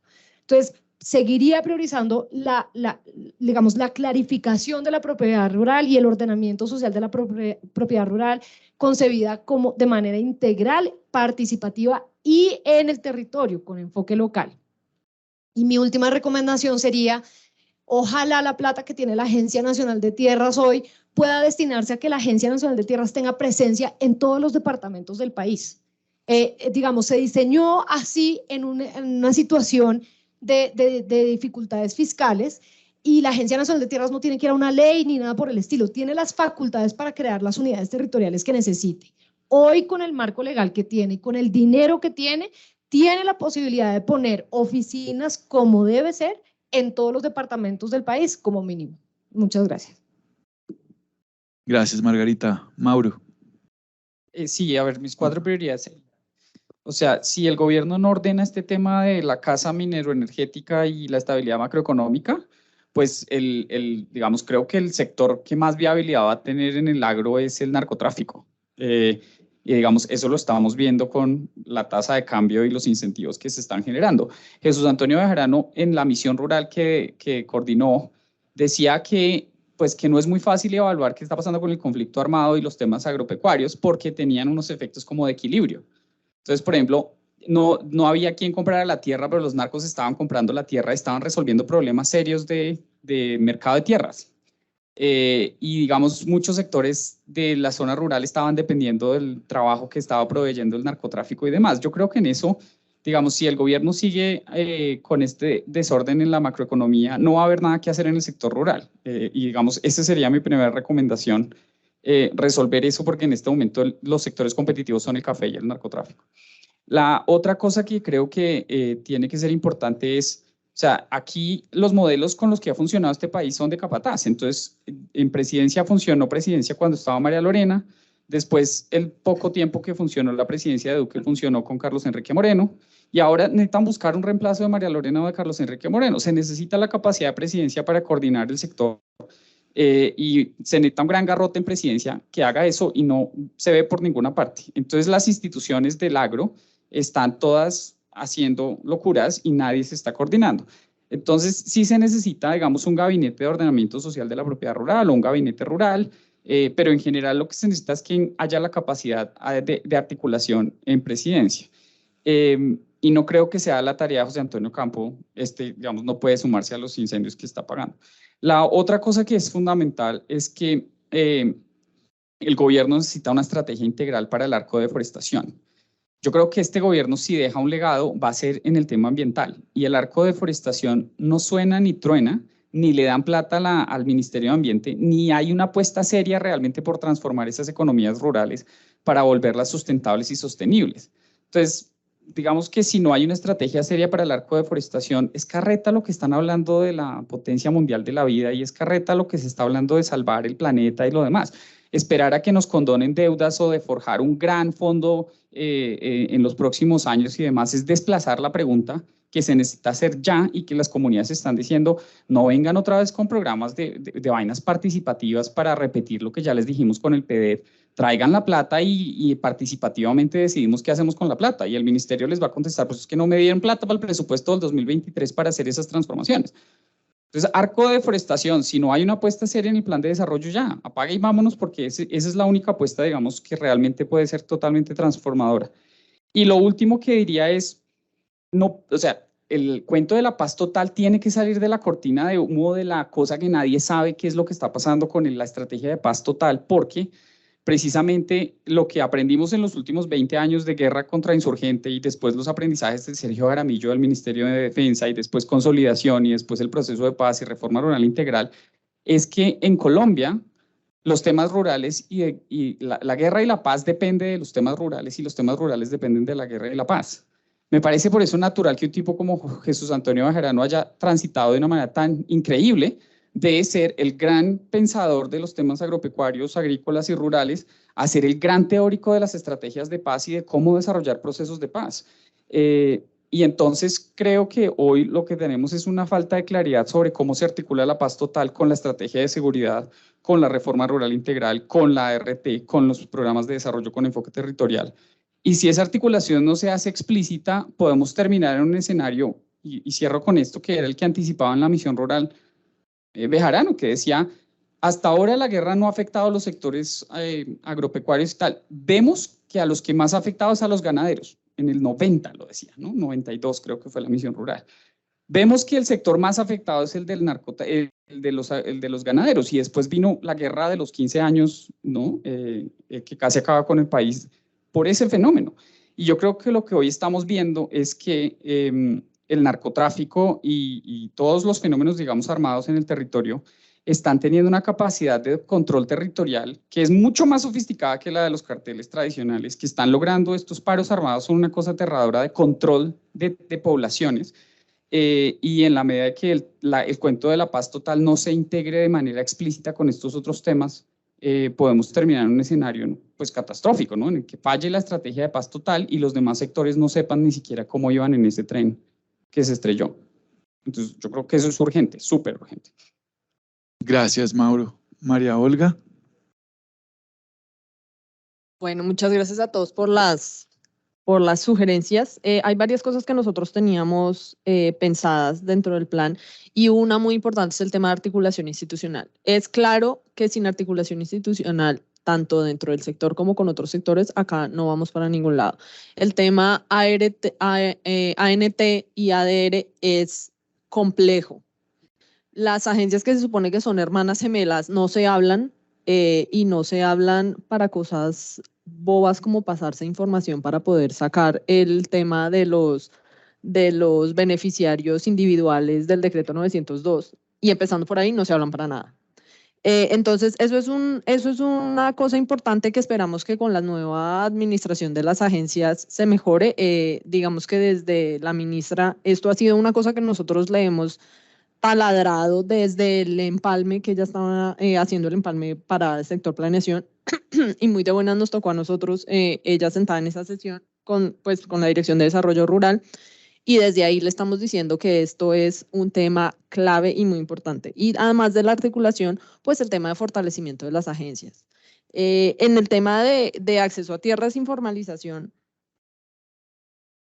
pues es que la Agencia de Tierras va a recibir casi $1 billón el año entrante. ¿Cómo va a gestionar esa plata? Nadie sabe.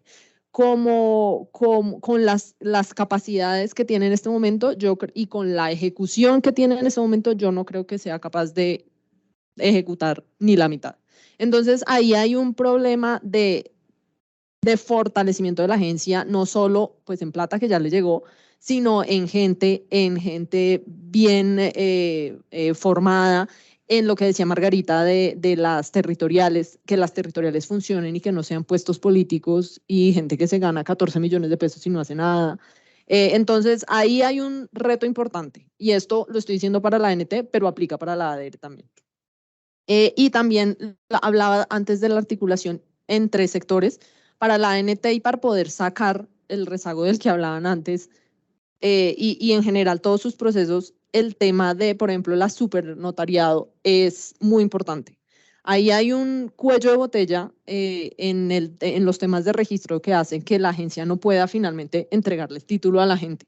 Entonces la agencia hace su proceso y se queda todo trabado ahí. Y ayer precisamente estábamos hablando con la Super sobre estos temas, y ellos no lo tienen como tan en la cabeza. Entonces esto también es cuestión de tener una articulación por encima del sector y que todos trabajemos para el mismo lado. El tema de los planes de ordenamiento de la propiedad rural que se han creado y no se han implementado, caso Magangué, caso San Jacinto, eso se tiene también que empezar a resolver. O sea, no sacamos nada generando un montón de planes que se quedan todos en papel y no se implementan. También, pues, está el tema de la potencial compra de tierras. Ahí hay que mirar cómo la agencia va a comprar esas tierras, si las va a comprar, cómo va a funcionar el tema de FEDEGAN. Ya hemos tenido unas reuniones, digamos, internas de gobierno para ver cómo se come eso, porque pues nadie sabe, todavía no se sabe qué tierras van a entregar, dónde están esas tierras, cómo se haría una valoración de esas tierras. Eso tiene mucho trabajo detrás que se tiene que hacer para poder saber cómo le vamos a llegar a eso. O sea, yo entiendo la parte política del tema, entiendo la importancia, pero ahí hay mucho por detrás que todavía hace falta. Ahora, vuelvo a mis temas de qué es lo prioritario, más allá de estos temas, digamos, que son, entre comillas, de gestión y de organización estatal. Para mí lo prioritario es entregar apoyos integrales a las personas, a los productores. Entonces, no es solo que unos reciban crédito, que el riego les llegue a otros, sino que tengamos un apoyo simultáneo donde la gente reciba todos los apoyos productivos al mismo tiempo. Y no solo los que son del sector tipo riego, tipo crédito agropecuario, tipo tecnología, tipo pues la tierra formal, sino también lo que hablaba antes, que son cosas como anexas, temas de comercialización, temas de asociatividad, temas de mejoras en vías para poder sacar los productos, para poder tener mejor conexión con las ciudades, temas de educación, salud, seguridad social, todo eso es, para mí la prioridad debería estar en llegarle a la gente con un paquete integral. Si no, de aquí no sacamos nada. Por más tierras formalizadas, por más entrega de tierras que hagamos, no vamos a llegar a ninguna parte. Yo quiero contarles que estoy tomando nota. Hay muchas cosas de las que ustedes dijeron que las teníamos pensadas en el plan. De lo que decía Mauricio de la paz total, creo que todavía está muy nebuloso el tema y las mismas personas que están coordinando el plan y dándonos la línea, yo creo que desde el alto gobierno todavía no se tiene muy claro cómo va a funcionar la cosa. Entonces creo que ahí hay un reto muy importante. Y es clave, yo creo que ustedes desde la academia seguir martillando con este tema porque es clave tener esa claridad y los sectores no la tienen. Nadie sabe para dónde va con este tema de la paz rural, aunque digamos de la paz total, aunque pues es un término que en este momento está muy de moda y todo el mundo está hablando del tema, pero no sabemos tampoco cómo se come. Entonces, eso es un apoyo que ustedes podrían hacer desde la academia fuerte y que nos sirve a nosotros mucho para la hora de hacer el plan. Muchas gracias, María Olga. Yo creo que voy a cerrar con esto. Porque pues si bien nos faltaba una ronda más, creo que salió en las intervenciones que ustedes hicieron, porque la última pregunta era justamente sobre cómo incluir en la discusión actual los fenómenos de cambio climático, seguridad alimentaria, relaciones urbano-rurales, ordenamiento territorial, que serían como los nuevos temas.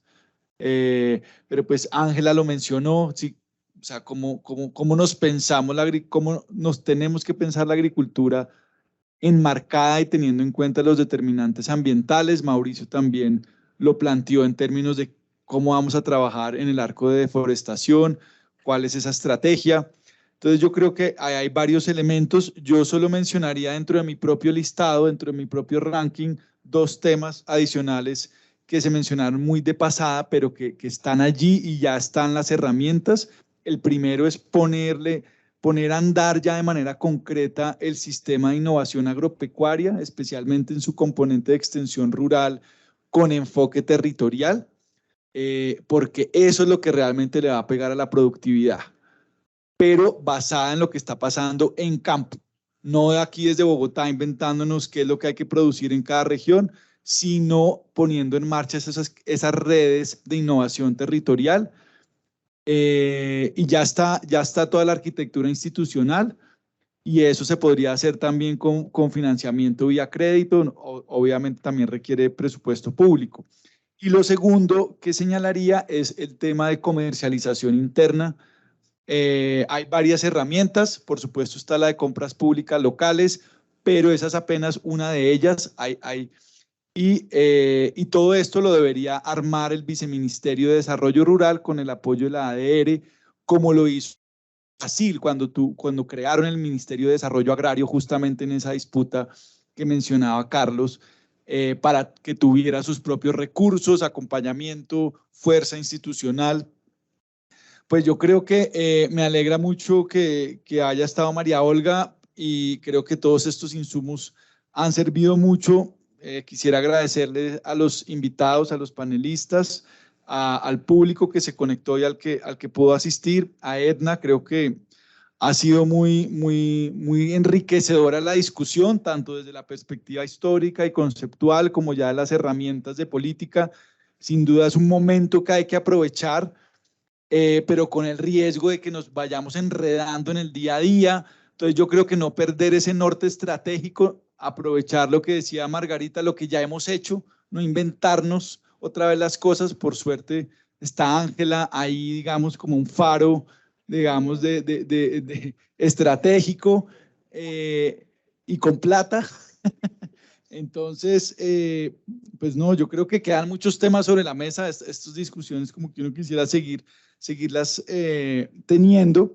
Así que desde el externado y de la Facultad de Economía, pues felices de tenerlos. No sé si Edna quieres decir algo. No, unirme nomás al agradecimiento por su tiempo, por su solidaridad intelectual y bueno, por todo esto que nos permite actualizar nuestro diagnóstico y por supuesto nos da más líneas de trabajo para seguir muy pendientes de lo que, en lo que podamos colaborar.